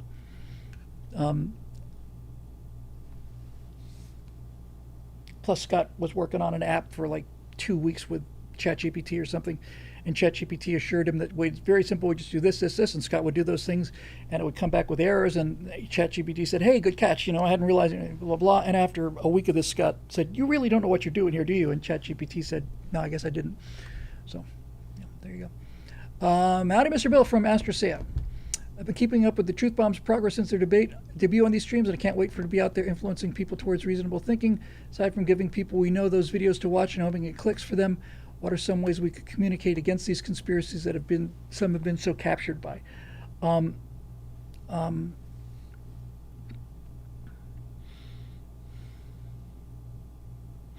lot of it really is just having the courage to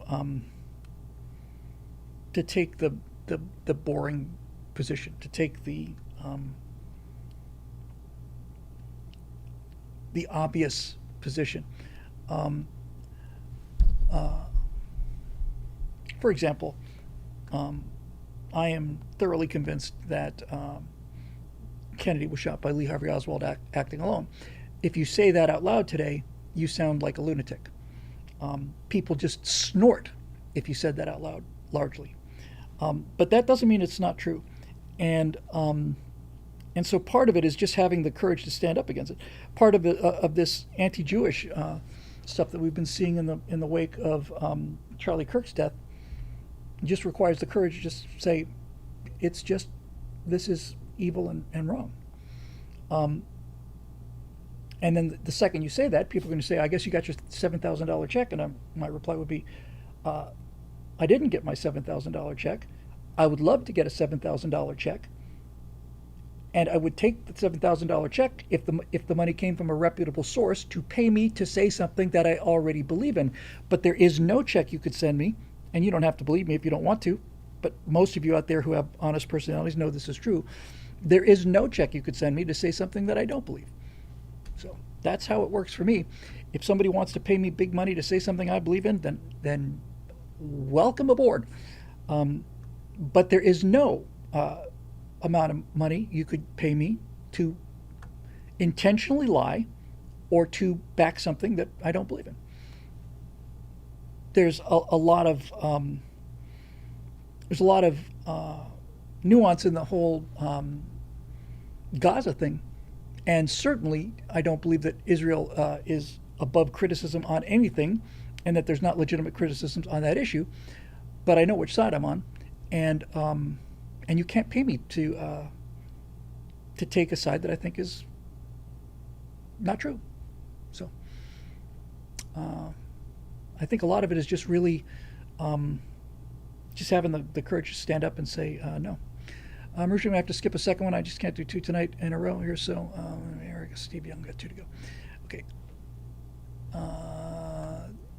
Eric Blake, tonight, the case of the midterm mayhem.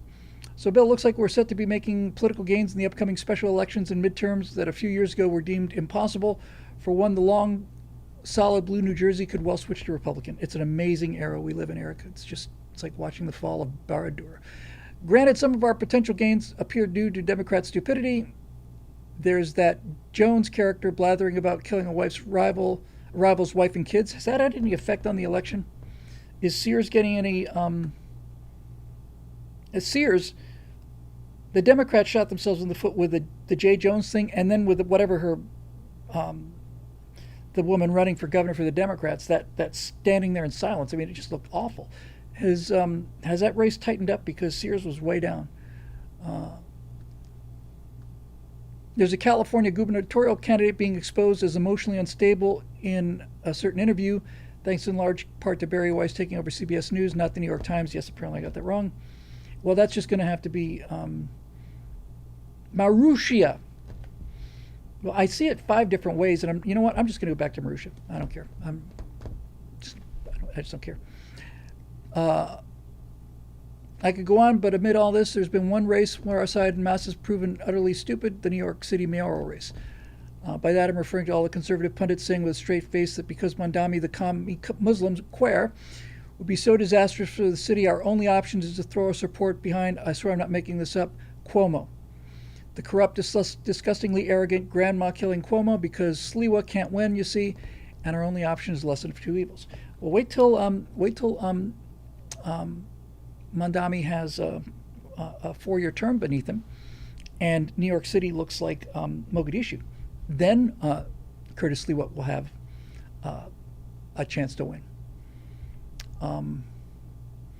Eric goes on to say, to that I say a major reason for Sliwa not being as electable as he should be is because conservatives en masse turned a blind eye to the fact that there is, in fact, a Republican candidate running until after the Democrat Party primary ended. Instead, our side kept talking about it like the primary was the general election because the Democrat's going to win. We'd had New York for, what, I don't know how many terms, Giuliani did 2 terms, then Bloomberg for 2, and seriously, people, there's such a thing as a self-fulfilling prophecy. Remember when Romney's campaign said they weren't going to bother with California? Why should we go back to acting like that again? I agree. Or am I just off base here? In New York, Republicans should throw up their hands and go for the grandma-killing Cuomo. So there's 2 things at play here, Eric. One of them is the difference between your will to change the status quo versus the reality of how much the status quo can be changed. So the question is, if I was running in 2012 instead of Romney and I decided I was going to go hard for California, would it have been possible to actually shift it, or is it in fact impossible to shift it? I like to think that it would have been possible to shift it, and I certainly think that's how you play.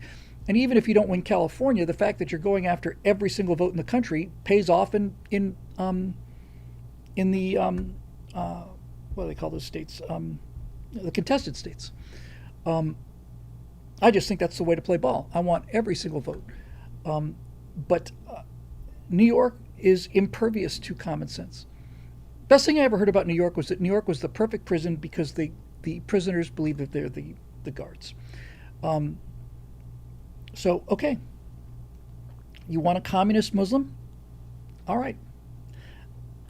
We said this in various stages starting in the election night of 2020. It's like the left, you want to see leftism and wokeism on parade? Yes. Okay, you got it. And we had 20 to 24 to look at that. And it was so revolting to enough people that the country went hard to the right all across the board. I don't think there was a single, I know for sure it was in Pennsylvania, but I'm not sure that there was a single district in the country that went left. So, the beatings will continue until morale improves. I don't know what to say about New Yorkers. If you want to give this guy an 80% mandate, then you're going to get your socialism and you're going to get your Islam. And then you're going to have to either leave or live with the consequences. And this is why I'm in favor of Trump invoking Insurrection Act to quell out of control violence in American cities. I think he's got a right to do that. But New Yorkers are going to do what they're going to do because they always do. And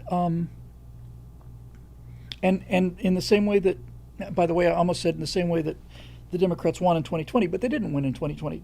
Trump has won all 3 elections that he's been in. Kirk's Bamboo Bazooka says, wait, post-debate Sears is only down by 2.6% now. She might be able to pull this out.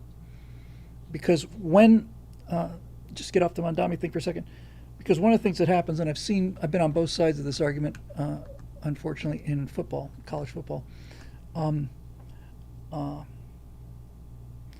But I've seen what happens when you're up by 4 touchdowns in the fourth quarter, and then you're up by 3 touchdowns, and then you're up by 2 touchdowns, and then you're up by 1 touchdown.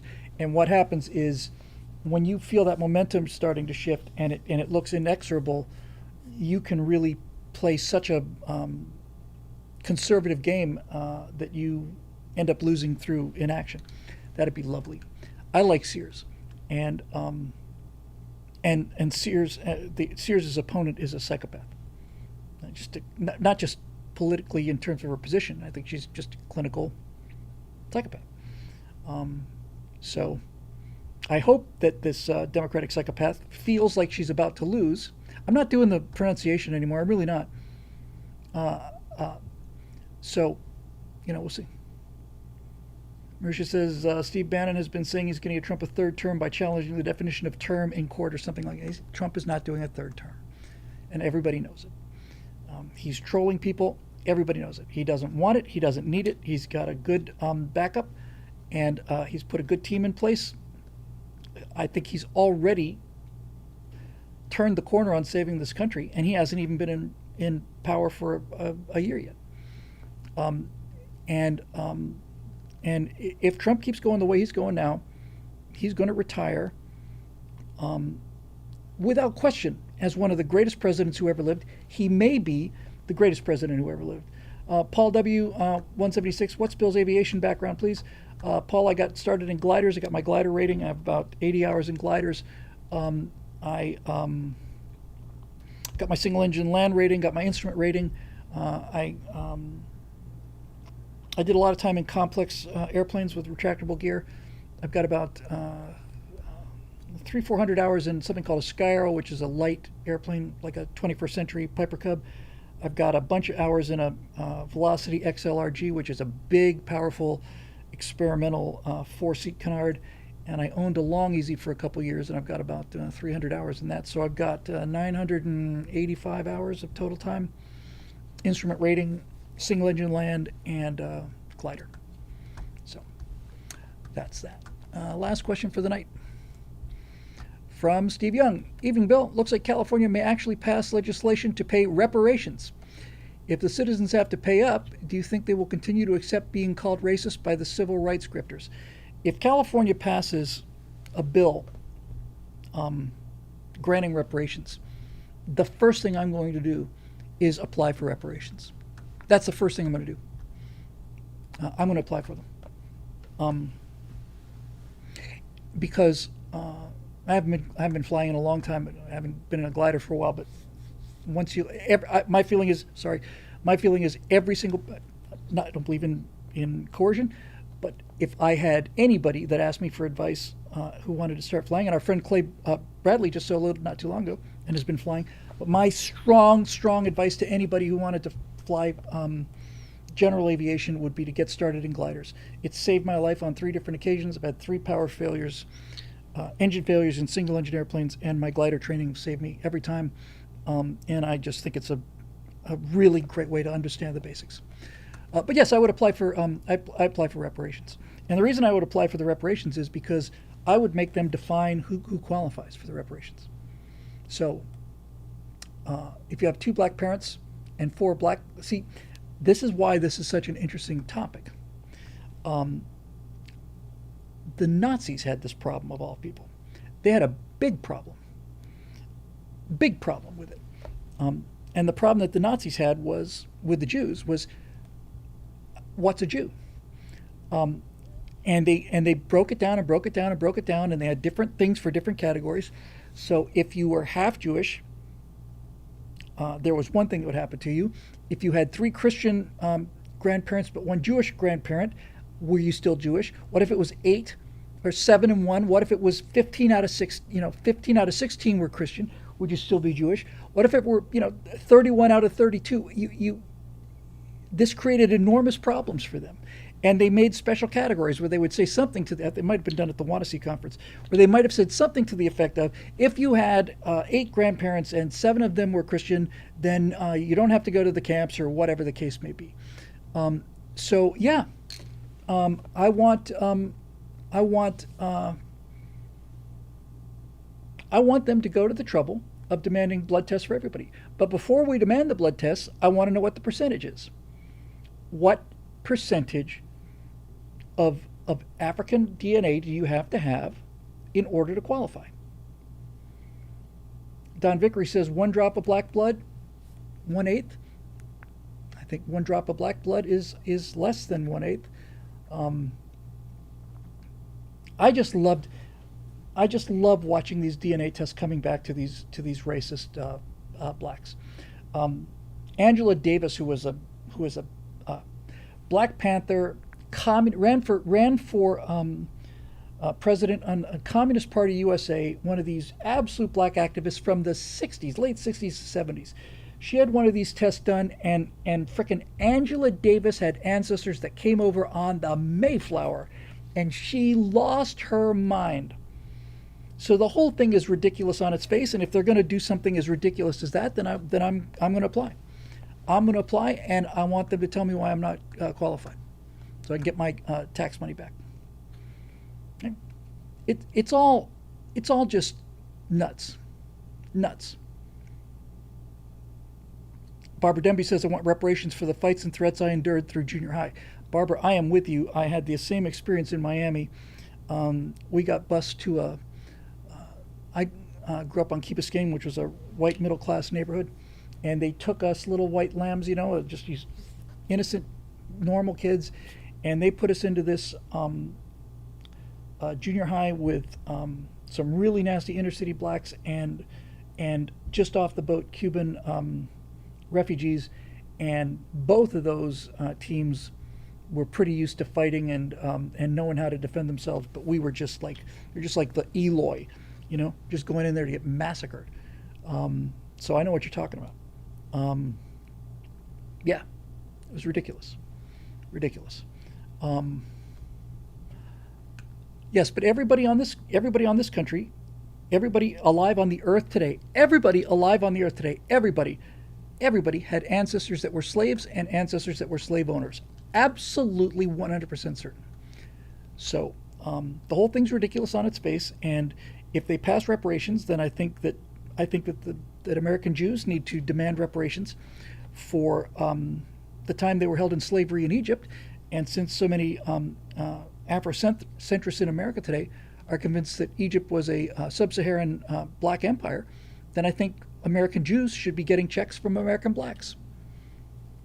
And I think they should get the checks first, because that happened first. And it happened for a longer time too. So there you go. It's absolutely insane. Now, I want to be clear on one thing. We did give reparations to the Japanese who were interred in internment camps in World War II, but that was justified because those reparations went to the actual people who were harmed, and it came from the people who did the harming, came from the United States government. That is a case where, if you looked at this as just tort law, this person had been injured, and the injured party got reparations from the person doing the injuring and were made whole. So yeah, I have no problem with the Japanese getting reparations, Japanese Americans, because an injustice was done to them, and it was done to them. Their children didn't get the checks. Well, let me rephrase that. Children who were interred got checks, but the generation below the interred generation was not entitled to reparations because they didn't suffer any damage from the reparations. Marisha says that includes George Takei. rhymes with toupee.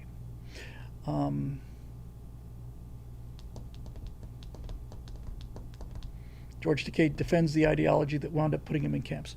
That is not as a one-sided argument as it appears retroactively. There were a significant number of first-generation Japanese Americans who were in fact loyal to Japan.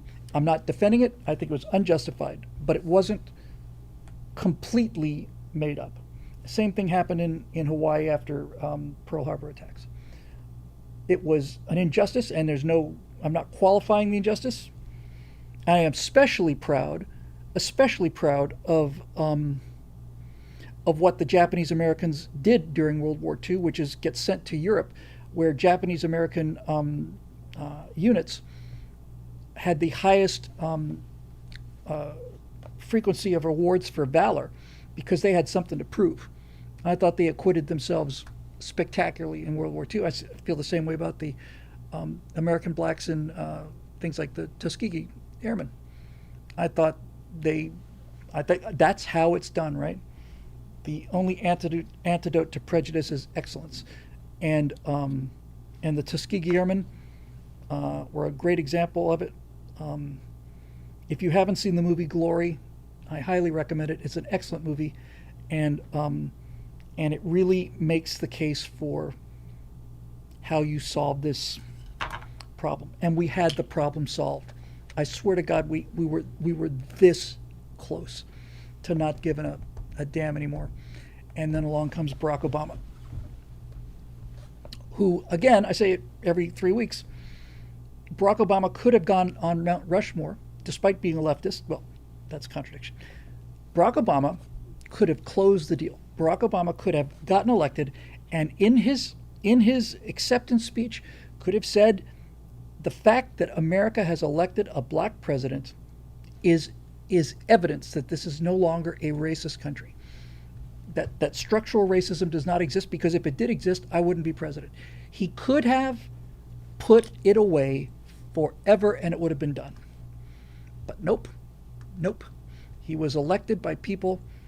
He was manipulated and run by people who saw him as a chance to bring their charming communism to America. And so that's what we got. I'll tell you who I would have loved to have be the first black American president, and that would have been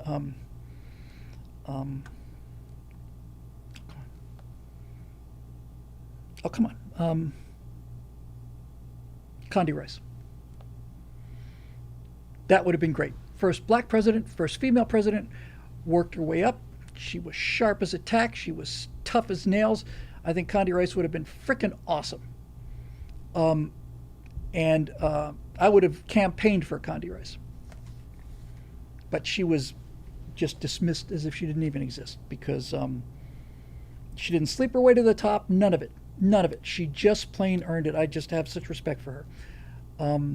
But anyway, there you go.